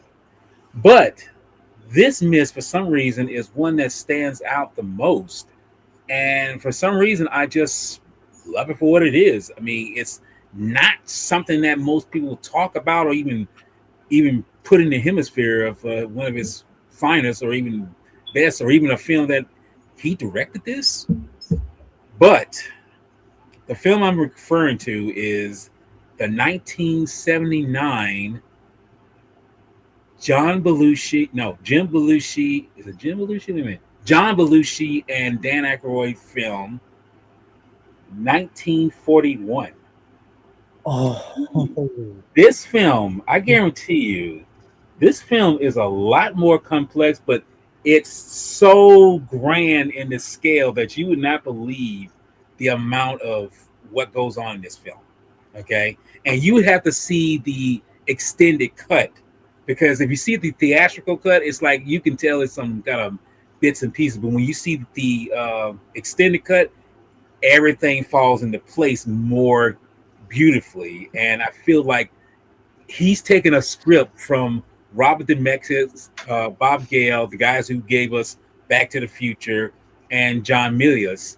You know, their script, it's basically a comedy talking about the days after Pearl Harbor was attacked, where the Japanese pretty much try to attack California or somewhere in Hollywood. But anyway, it's a mixed bag of just incredible comedy timing in this film. It's like you wouldn't even, because when I first saw it, I mean, I never, like I say, this is kind of like I say, I didn't realize this was Spielberg's touch.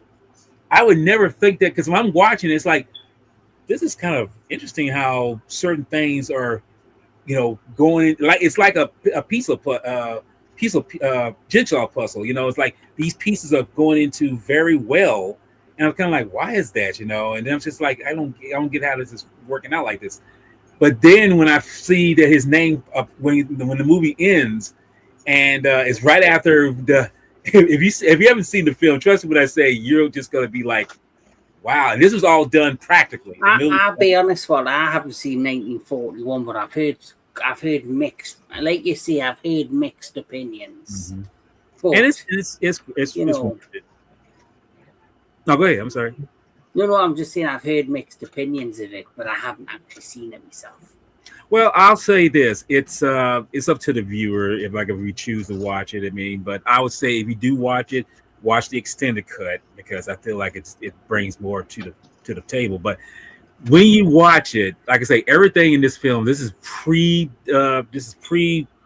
digital. This is way before everything, because there's a scene where a house literally falls off a cliffing and it's destroyed. It's like, and then when you see when the credits come up, this is a time where I thought credits were only done at the beginning of the film. This is the first time where you see credits being projected at the end.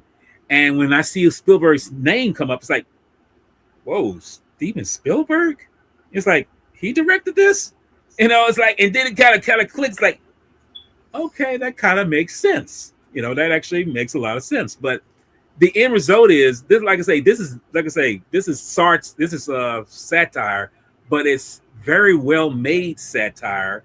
But I feel like, as I say again, it's up to the individual when they're watching this. It's like, is this okay? It's like, to me, this is one of Spielberg's, probably not the best of his films, but for me, it's personally a very well made film, because he's taken a script that seemed like it shouldn't even work, and actually gave it his Spielberg touch to it. He put that pistol dust on, and gave it life. So and trust me, if you was to see the behind the scenes of this film and all the antics that went behind the scene, it's like it's crazy, But anyway, that's my number 5. My number 4 is actually one we had mentioned, but I don't think it's meant. It's I'm not saying it's bad because it's actually a good film. It's Minority Report, which I Yes. feel like is one of a best example of a Philip Dick adaptation brought to screen. Is one of his best. I mean, like true enough, we've had Total Recall, we've had Blade Runner, various other Philip Dick short films. Short stories brought to life, but Minority Report is a very good example of how you take the story of predicting the future and showing what happens when you are the one who's on the run, And I have to say, everything that comes before it is like it really gels, but after even really gels even more. And you see moments where like the female cognitive, she is saying like, take this umbrella, take it, and she tells him like, hold right here for a second. There's a moment where some balloons come into play and the people who are chasing them don't see them. It's like, I'm like, this is brilliant Spielberg direction. This is great storytelling. I mean, I'm loving this, and it's just a great mixed bag of how, and that's the thing about this film too. You don't know where it's going.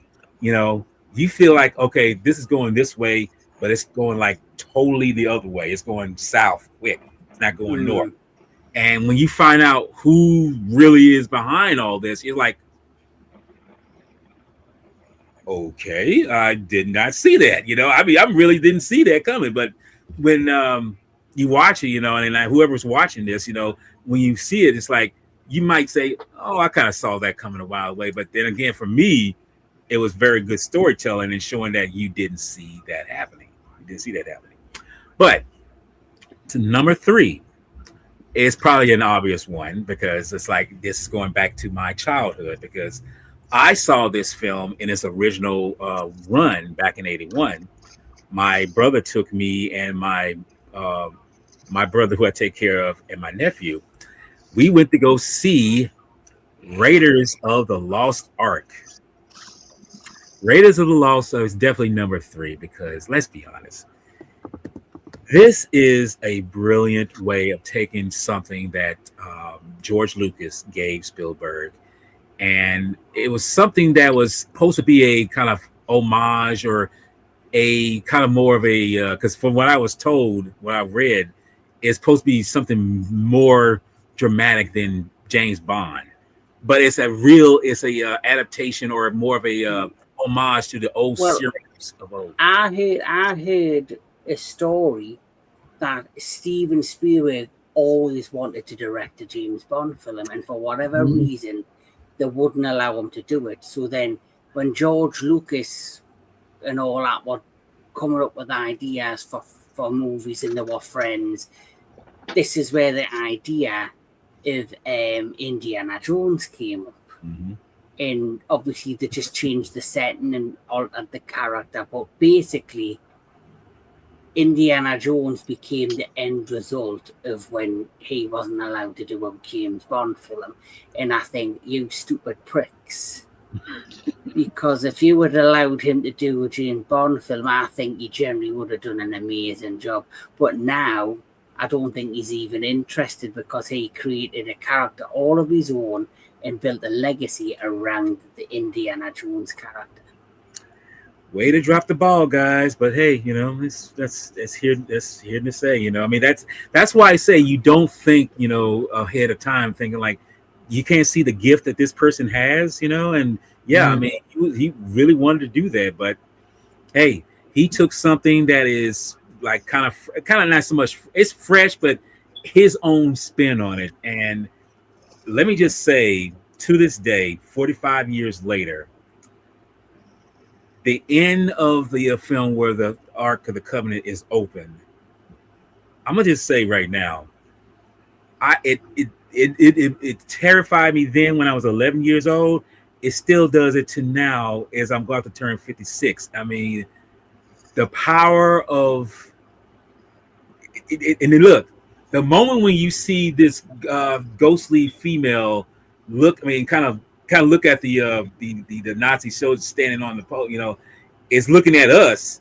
But when it changes to a skull, it's like, oh, shit's about to get real right now. And it's like, then when all of a sudden, all the Nazis getting vaporized, and I was like, oh no. I was like, look, again, this is where you could say this is a little indication that Spielberg does not play around when he's showing the gratuity of someone getting pretty much done away with. And to this day, like I say, Raiders of the Lost Ark will never leave my mind as like one of his best films to date. But going on to number 2.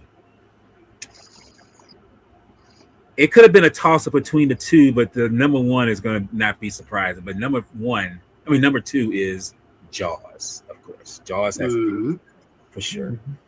Jaws, and I told you before, this is my first this was my first Spielberg film, but my first film that I saw that was recent in the theater, but I saw it on television.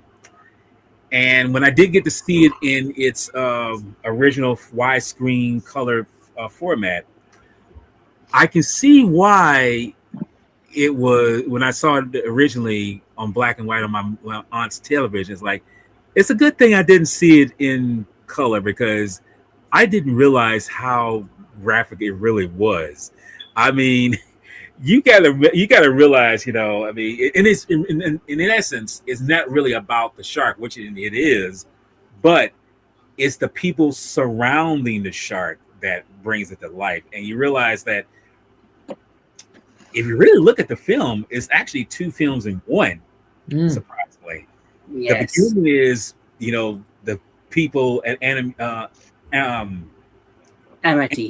Yes, I'm sorry, I'm trying to say the name. They're being terrorized because some greedy, you know, idiot, you know, says like, we got to have summer dollars in order to make our town flourish. And I know in the original book, the mayor has some mafia ties with somebody, and this is one of the reasons. And it was something to do with that, but they took that storyline out and just said that he's just being a greedy bastard. But that beginning was just that for the beginning of the film. But when we get into where, you know, Quint and the sheriff, I mean, what's his fucking name? Brody and Hooper. I've seen this movie about 1 billion times. I can't remember his name. No, they go out to sea to try to hunt Bruce, which is, believe it or not, the name of my brother. I'm not going to hunt him down. I'm not going to do that. Anyway, no, getting back to the point is that they're hunting him. They're hunting the shark, but in between them hunting him and doing it, you get to really get to know these characters a little bit more. And that moment where Quint talks about the USS Indianapolis, you know, that was a moment, and this is, most people don't know. Well, I'm not gonna say most people, but some people don't know this, that was an actual event that actually got declassified just before filming. And when he tells the story of what happens, you know, it's like so eerie. And then John Williams' music in this moment really amps up and gives that more very like. Is that when he tells the story about the ship and the? Yes. Did you know that was? Did you know that was all ad-libbed? Yeah, Like, that wasn't it. That wasn't in the script. No, that's exactly, it wasn't. He literally just said it on the spot, and Spielberg kept it in the movie because it was just so powerful. That was a brilliant move on his part, and that's why I feel that. And I should say this: Spielberg was not nominated for Best Director for this film, unfortunately. I mean, the film got nominated for Best Picture, but he didn't get a nod for Director. But whatever.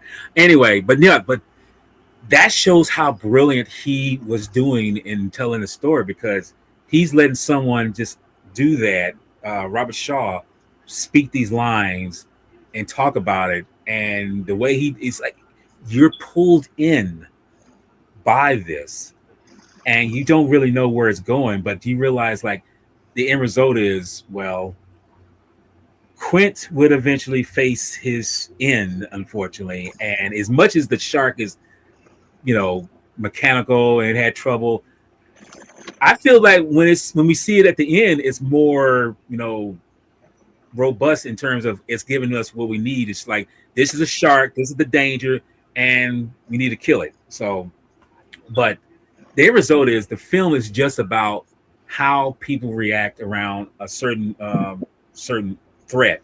And the thing about this film is not some grand, big, whirly event like that. It's just that this is a big shark. It's a real thing. And Spielberg took something that was based on a book and made it something that's more, as Daniel would say, more realistic, more lived in. And you love the characters in this film, I mean, like when they mentioned something about, in the Amity, you say yad. And now Brody said, what the kids I say, yeah, they're in the yard, not too far from the car. And I was like, and then she says like how he asked how was that? It's like you're from New York, So it's brilliant storytelling with brilliant characters, and I feel like this film is one of the reasons probably why it's in the top, 5 of mine, and just in general film in general. So, but number one should not be a surprise, although it makes it be a surprise. I don't know. That would be Close Encounters of the Third Kind. Nice. Close Encounters of the Third Kind. For the life of me, I'm gonna just say this right now.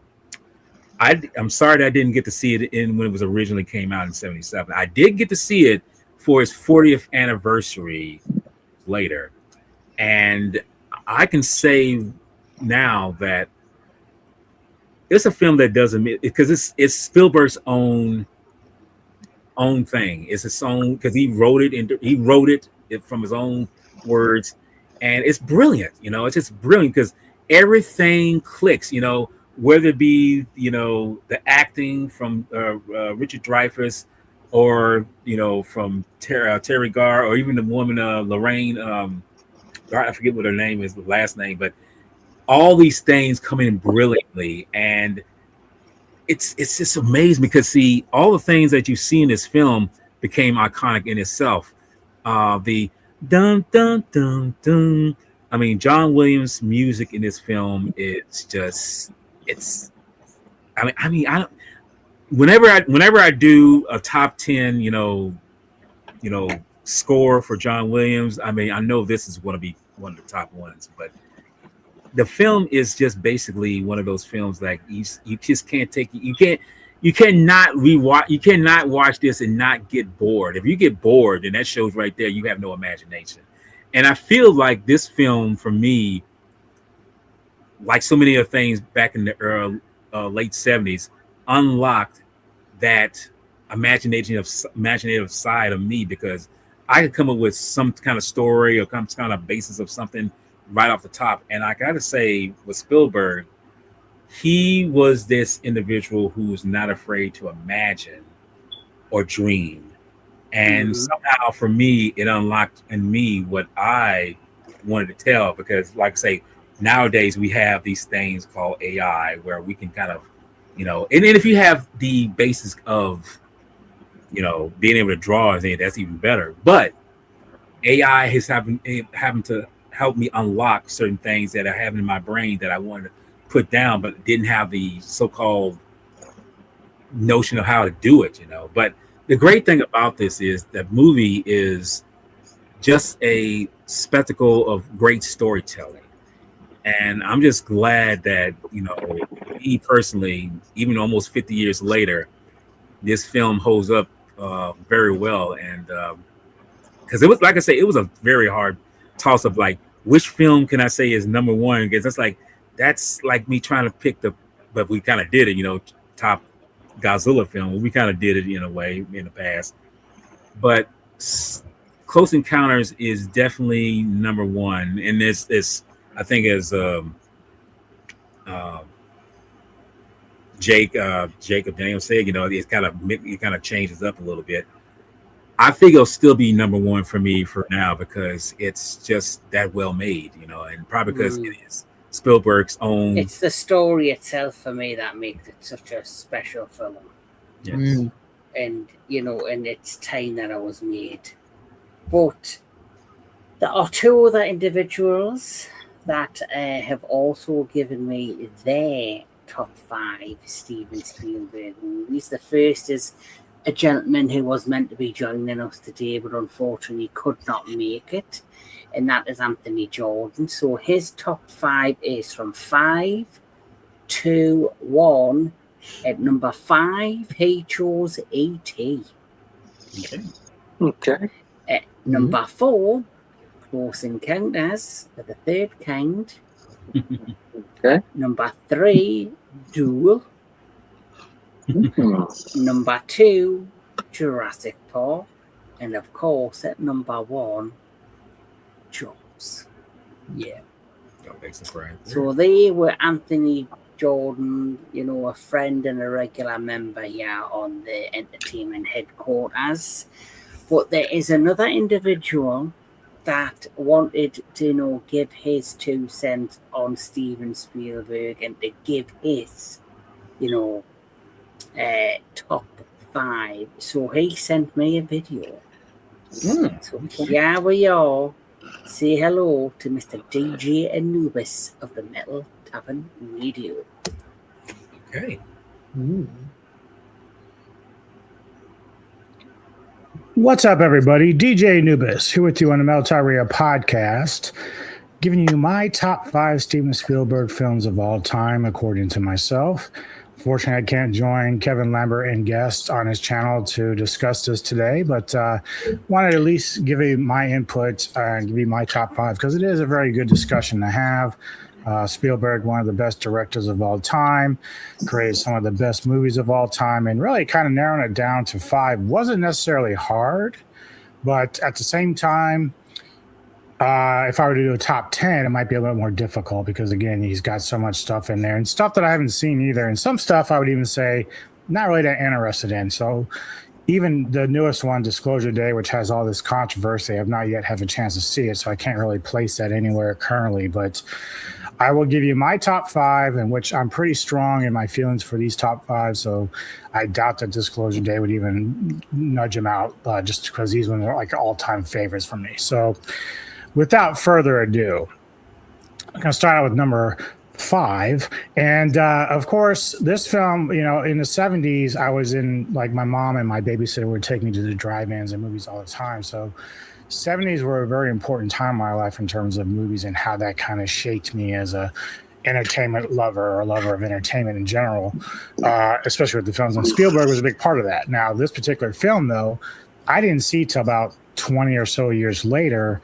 And then when Mr. Lambert and I did this movie on his Retro Movie Classic show, it was the first time he had seen it. So this would be, of course, Spielberg's first film he ever did, which is, of course, Duel.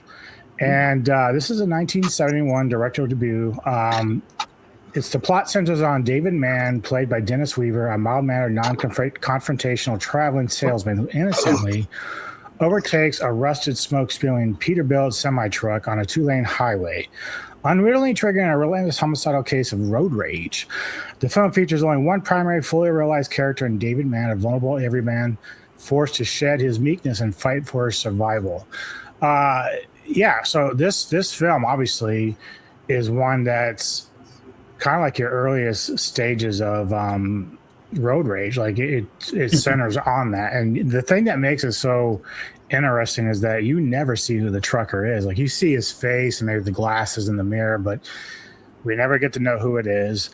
And that happens all the way to the end. So, like, despite all that, it's pretty crazy that, Spielberg has this way of building tension in his films, and then he takes you on these emotional roller coasters a lot of times. And so this film, although kind of like bare bones in terms of like the stuff he would end up doing later, kind of shows you where he is at in terms of building suspense and thrillers and stuff like that. Now to number 4. This one, again, was another one I saw at the drive-in. There was one other I saw first, but in 1977, just kind of around time Star Wars came out and stuff like that, I saw this film, and of course, I'm talking about Close Encounters of the Third Kind. And this is obviously a movie about a man played by Richard Dreyfuss, who is not unknown to Spielberg's stuff. And he encounters a close encounter with a UFO and, aliens. And so, but also talks about some other people in the film who also come across these different interactions with UFOs and aliens over the course of years. So, but this is one of the films where, like, when I was like 7 years old, seeing this kind of had me scared a little bit. And then even when I found out that the Devil's Tower in Wyoming was actually a real place, I was like, oh, wow, that's cool. I didn't know that because I was in Colorado at the time. So knowing that that was only up north, I could have just drove up there. And so I did pass by it once. It's a very cool looking place in general. But as a kid, you're kind of like, the way the movie rolls early on is kind of scary, creepy. A kid gets abducted and toys move on their own.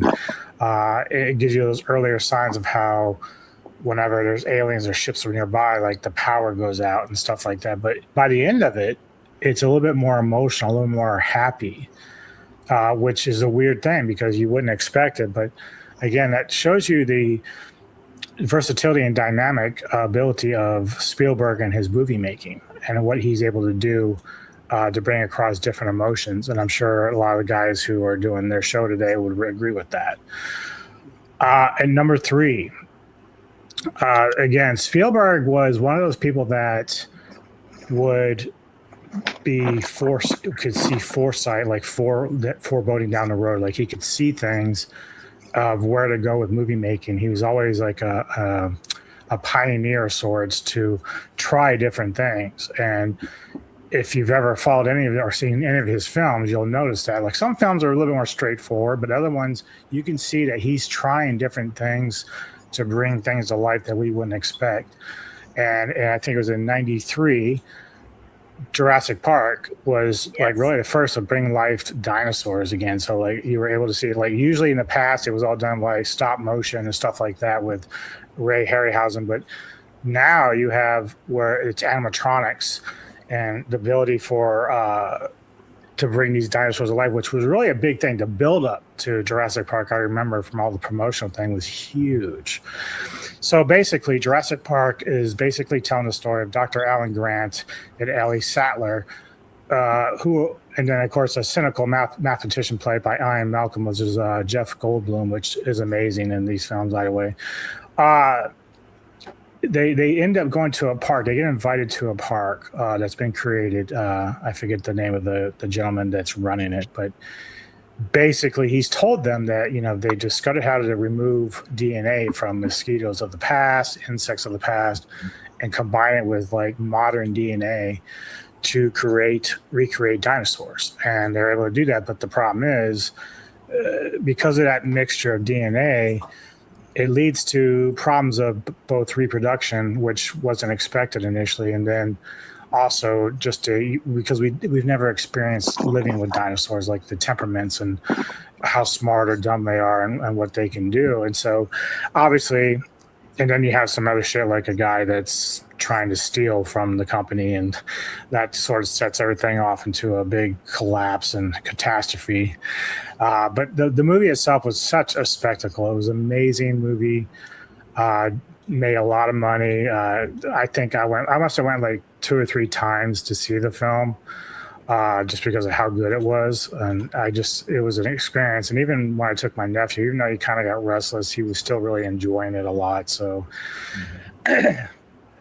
overall, great movie. I actually kind of like Lost World a little more than Jurassic Park, but I can't not pay tribute to the film that really kicked it all off, and that's basically Jurassic Park. Now, my number 2 is interesting because I didn't expect this film really to be this high on my list, but the more I think about it, it's probably the second film in Spielberg's catalog that I would watch the most, and sometimes more often.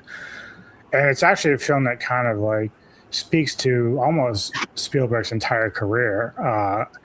And I guess here it is. Number 2 is Ready Player One. This film is so much fun. It does, because I am an entertainment person. I love games. I love movies. I love nostalgia. This is set in a dystopian 2045 where humanity escapes a bleak reality inside a massive virtual reality universe called the Oasis. Basically, this follows Wade Watts as Parzival, orphan teenager hunting for an Easter egg hidden within the game's deceased creator, James Halliday. Whoever finds it wins total control of Oasis. And so, of course, Wade Watts is battling the corporate heads of IOI to try to like gain control of this game, because everybody, all adults, kids, are all playing it. Even at the beginning, you see them. It's almost like if they're not working or not. It's like, but it's a way for people in this dystopian time to kind of like get an escape. This is what the Oasis brings. You can be anything you want. You can be Batman climbing hills. You can be King Kong. You can be anything.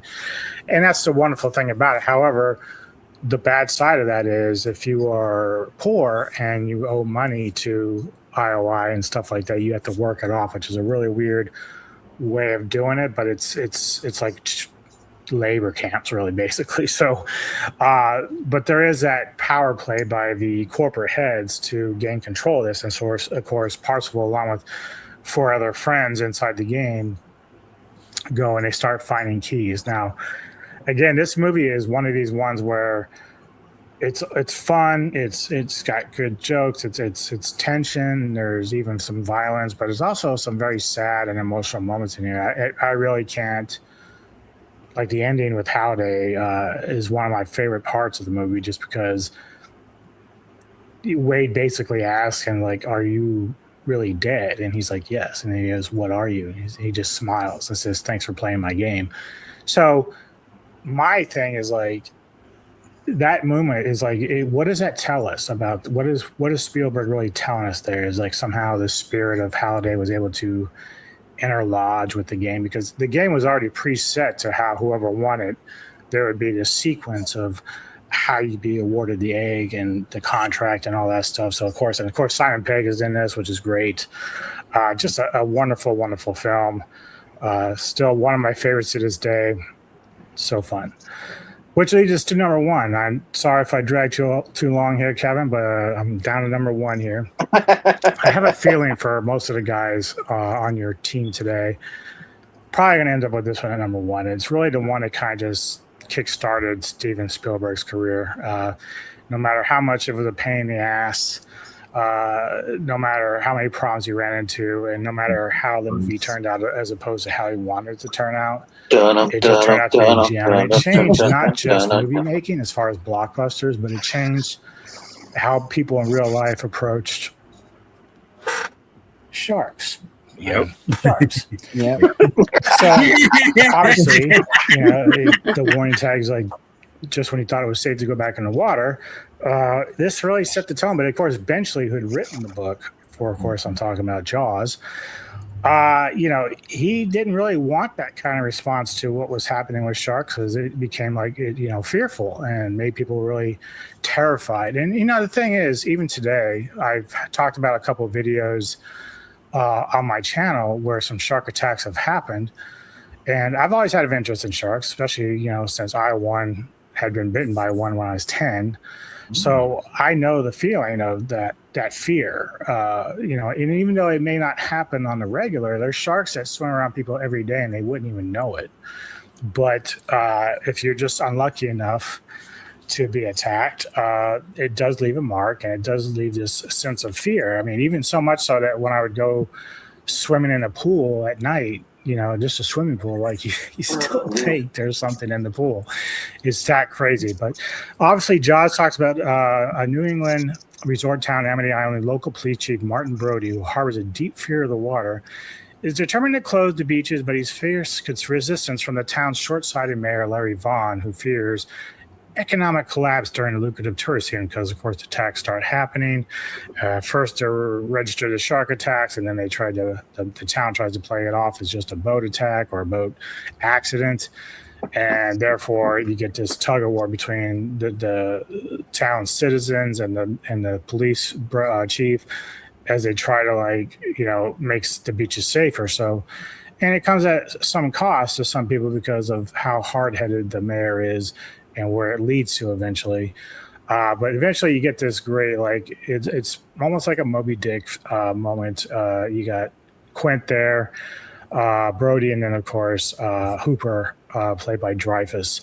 And it is like a modern Moby Dick. Like they're going to go out and get their white whale, in this case, the great white. And at the time, you could sit there and say, wow, these special effects are amazing. Because initially, Spielberg wanted to show the shark most of the time. But because of the problems they ran into with the mechanical shark, they had to approach it differently. But because of John Williams' score, it really set the mood that you never really saw the shark except for maybe a glimpse under the water or whatever, or a fin here or there. But overall, it wasn't until the end when you actually saw, you're just in awe of what's going on. So even now that you look back, the shark may look a little dated, but the way the film shot and the tension and the build-up, it's still the best Spielberg movie, in my opinion, because of what it accomplished. And even if Spielberg himself said, that was so long ago, I've done so many better films since then, maybe technically, maybe story-wise or written or character-wise, but at the end of the day, for me, this is the one that really set him apart because, again, he tried something no one else really wanted to try, and then it didn't just shape movie-making history, it shaped human society, how we approached real-life things, because this was a real-life threat, and it still is. To a degree, with sharks, you still take that risk. So the fact that this movie lingers so long after the fact and always getting played around July 4th is really kind of a testament to how long this movie has stood the test of time. So there you have it. My top 5. I'm sorry that I dragged on a little bit, but hope you enjoyed it, and I hope your discussion goes well. Thank you, gents, and I will see you next time on the Metal Time Radio podcast. All right. Nice. That was a good top Awesome. 5. That was. I liked how he made. I liked how he basically said about Jaws and how it did change society. I said earlier how it did create the box office genre, but as he said, there is a real threat there with sharks that's never going to go away, and so even 150 years down the line, if I'm sure Jaws will still be mentioned somewhere down the line because of its historical significance. Mm-hmm. But this has been an absolute blast of a stream. I've enjoyed listening to all of you gentlemen and your opinions. If people want to know what my top 5 of Jaws is, not Jaws, Steven Spielberg. Jaws, I think you already gave it away. My top 5 of Steven Spielberg. Then you have to check out, coming tomorrow, I'm ranking all 37 Steven Spielberg films. Wow. Wow. That is going to be launched tomorrow on the entertainment headquarters. But, who knows? I might surprise you with my choices and where they land. But I'm going to ask all of my guests your final thoughts on Steven Spielberg and where do you think his place in film history will land?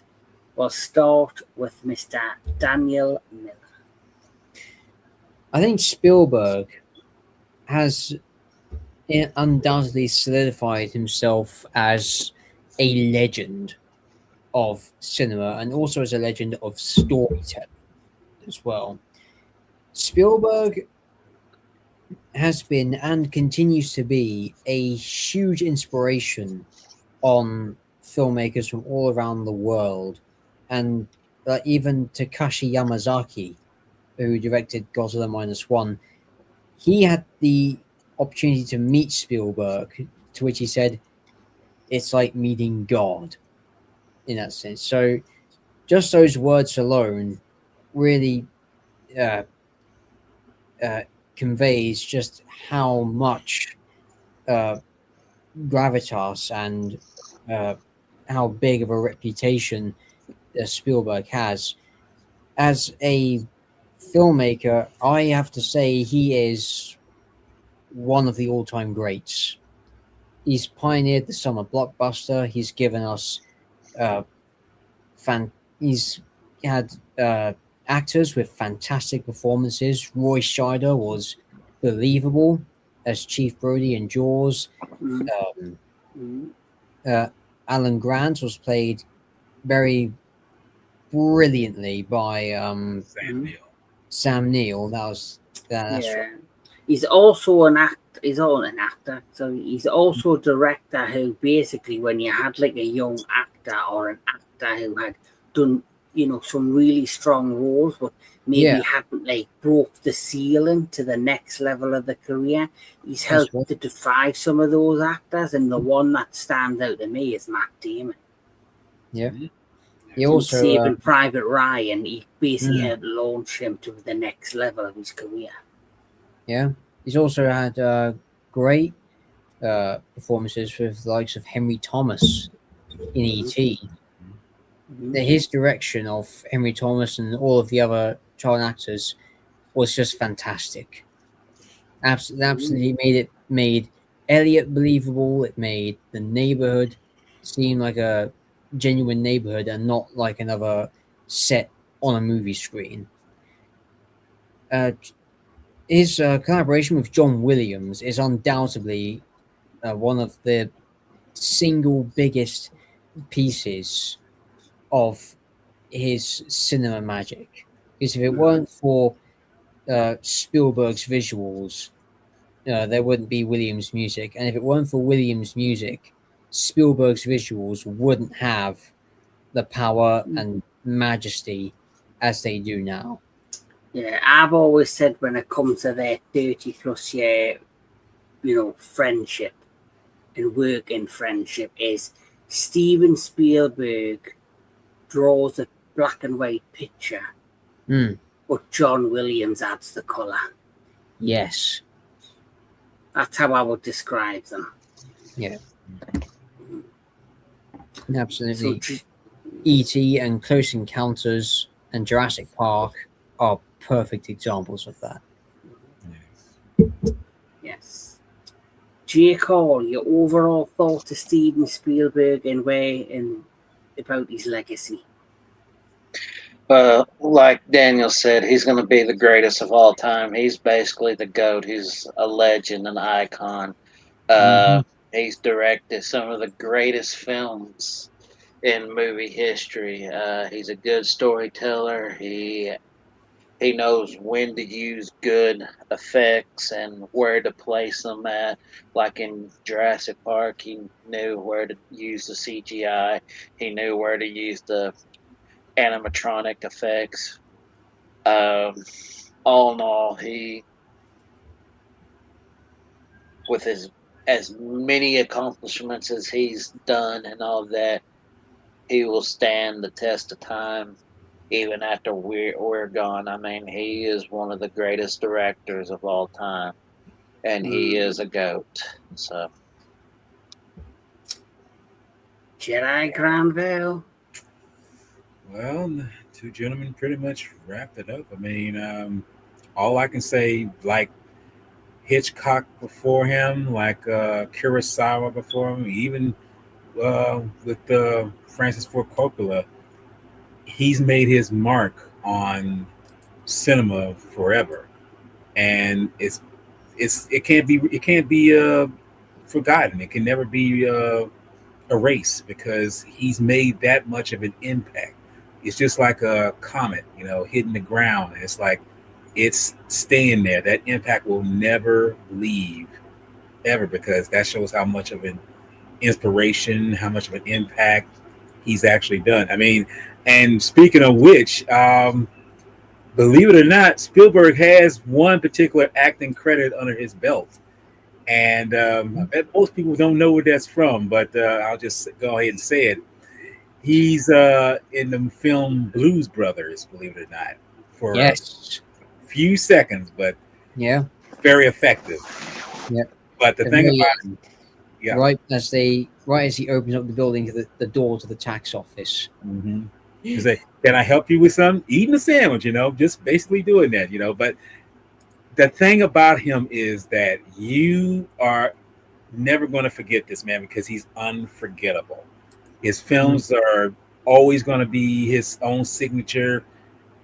Everything he touches pretty much turns to gold.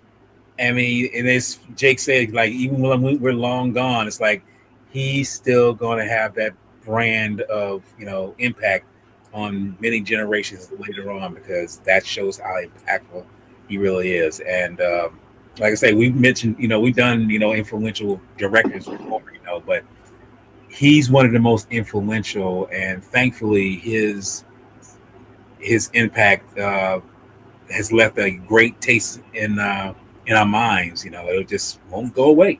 He just is. Well, my 2 cents is very simple. I said it at the beginning of the stream. For many people, this man, Steven Spielberg, is the director of their lives. He is the director of their childhood, and he has been one of the most influential directors of all time. He is a man that has vision. He's a man that knows how to tell stories. He is a man that knows how to make you feel emotions, alongside with his partnership with, of course, John Williams. His cinematography is some of the best cinematography that you'll ever see on screen. It's cinematography that cannot be rivaled, and the newer generations of directors like Christopher Nolan, Ryan Coogler will all have, been inspired by his work and his, cinematography and filmography. He is a legend, and for as long as I remember, he will always be probably the most influential director of all time.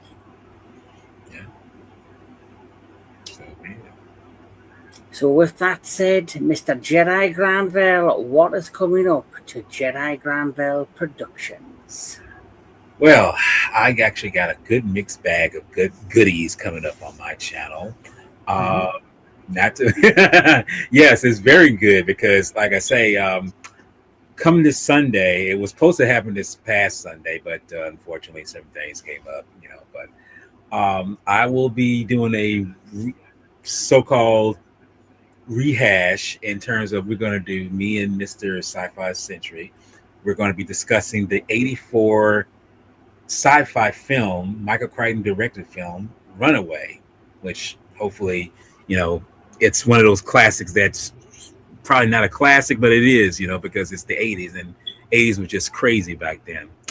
And next Saturday is going to be a real fun mixed bag because, as I mentioned before, I've got this itch where I'm going to be discussing, top or talk about composers, and one of them is Jerry Goldsmith, and I'm going to be discussing, hopefully whoever joins me, top 10 favorite Jerry Goldsmith scores, because let's be honest, he's had a mixed bag of amazing music in the past, and like I say, if he was still alive, he'd probably be like John Williams, still cranking out something, but anyway. Well, speaking of John Williams, you have to admit, he's 94-year-old. The fact that he came out of retirement and did the score for Disclosure Day at his age showed it's mind over matter.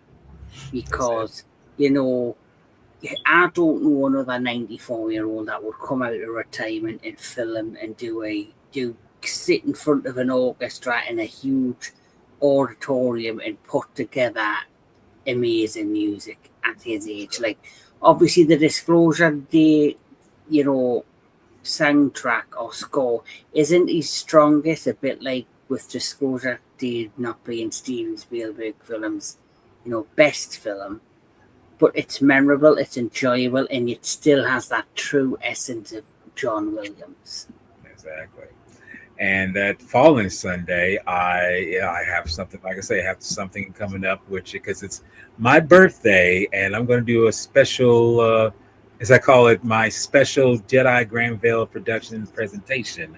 I will not tell you what it is, but if you're itching to find out, you have to go and watch it. So anyway, and then since G-Fest is coming up, me and Mr.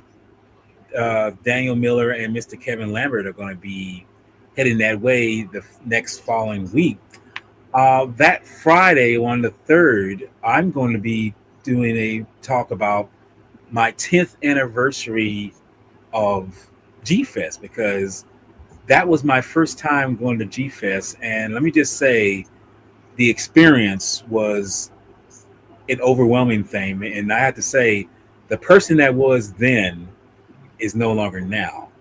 And you'll see when you watch it, because like I say, it's and I believe Daniel Miller, that was his first interaction with G-Fest as well. So unfortunately, yeah, yes, I'm just sorry we didn't really collab, get together like we should have. But I mean, I like I say, I was a different person then, but now 10 years later, I can reminisce and just say, this is what I was then, and now you can see why I've been, involved in something else. So yeah. Yeah, that's what a snake will tits will do there.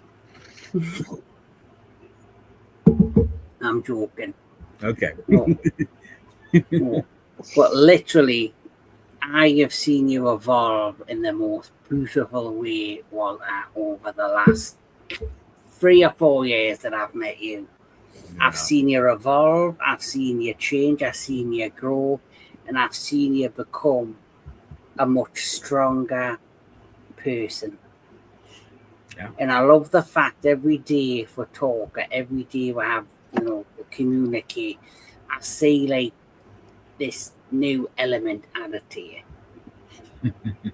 Like, I feel like your life seems lighter, but in the most joyous way possible. Yes. That all the burdens or the stresses of like the past are now disintegrating, and you're now just living your life to the full. Which all you can do. Yes. And that is the most beautifulest thing of it all. Yes. Mr. Daniel Miller, what is coming to your channel, or what is coming from you in the future? As of right now, there's nothing immediate coming to the channel, but I do regularly contribute to Huntingdon's community radio, Ooze Valley Radio, and I've been contributing to their soap drama, Huntsford. And I've recently, this Sunday, gone last week, have voiced a new character for the second time, and the episodes are now online and available to listen. In the future, I will be working on some more of my original stories. I have quite a few of them in development as we speak. And after G-Fest, I have some ideas for live streams such as this, hoping to include some of you guys, if not more, of the guests who attend the entertainment headquarters. So I'm really looking forward to see, being able to do that in the future. Yes. Okay. Yes, and J. Cole, you're a regular guest here on the entertainment headquarters. We're going to be getting together this Sunday to talk all things The Boroughs, the show that was created and executive produced by the Duffer Brothers, which, was quite an interesting show. If you're a fan of, obviously, their previous work, Stranger Things, or the film Cocoon, I think you might get a kick out of that. But that's what's coming to the entertainment headquarters. And then in the beginning of July, there will be a few things come our way. But first and foremost, we're going to get G-Fest out the way. Mhm. And once G-Fest gets out the way, we will be getting together to do on Kaiju Connections, the Beast from 20,000 Fathoms. Oh yeah. And there might be a few more surprises coming your way. But, this is the entertainment headquarters. We have been talking all things Steven Spielberg, and it's been a blast with these amazing individuals in front of me, Mr. Jedi Granville, Daniel Miller, the Professor, and of course, Kaiju Enigma Ultra Jake. Please like, share, and subscribe to Jedi Granville. Please like, share, and subscribe to Dan Filament. And Jake, you just keep doing your thing. There you go. And if you want, please like, share, and subscribe to the entertainment headquarters. Long live Steven Spielberg. You're the best. And we'll catch us all at the next one. Take care, everybody. Phone home. Mm-hmm. Dun, dun, dun, dun, dun.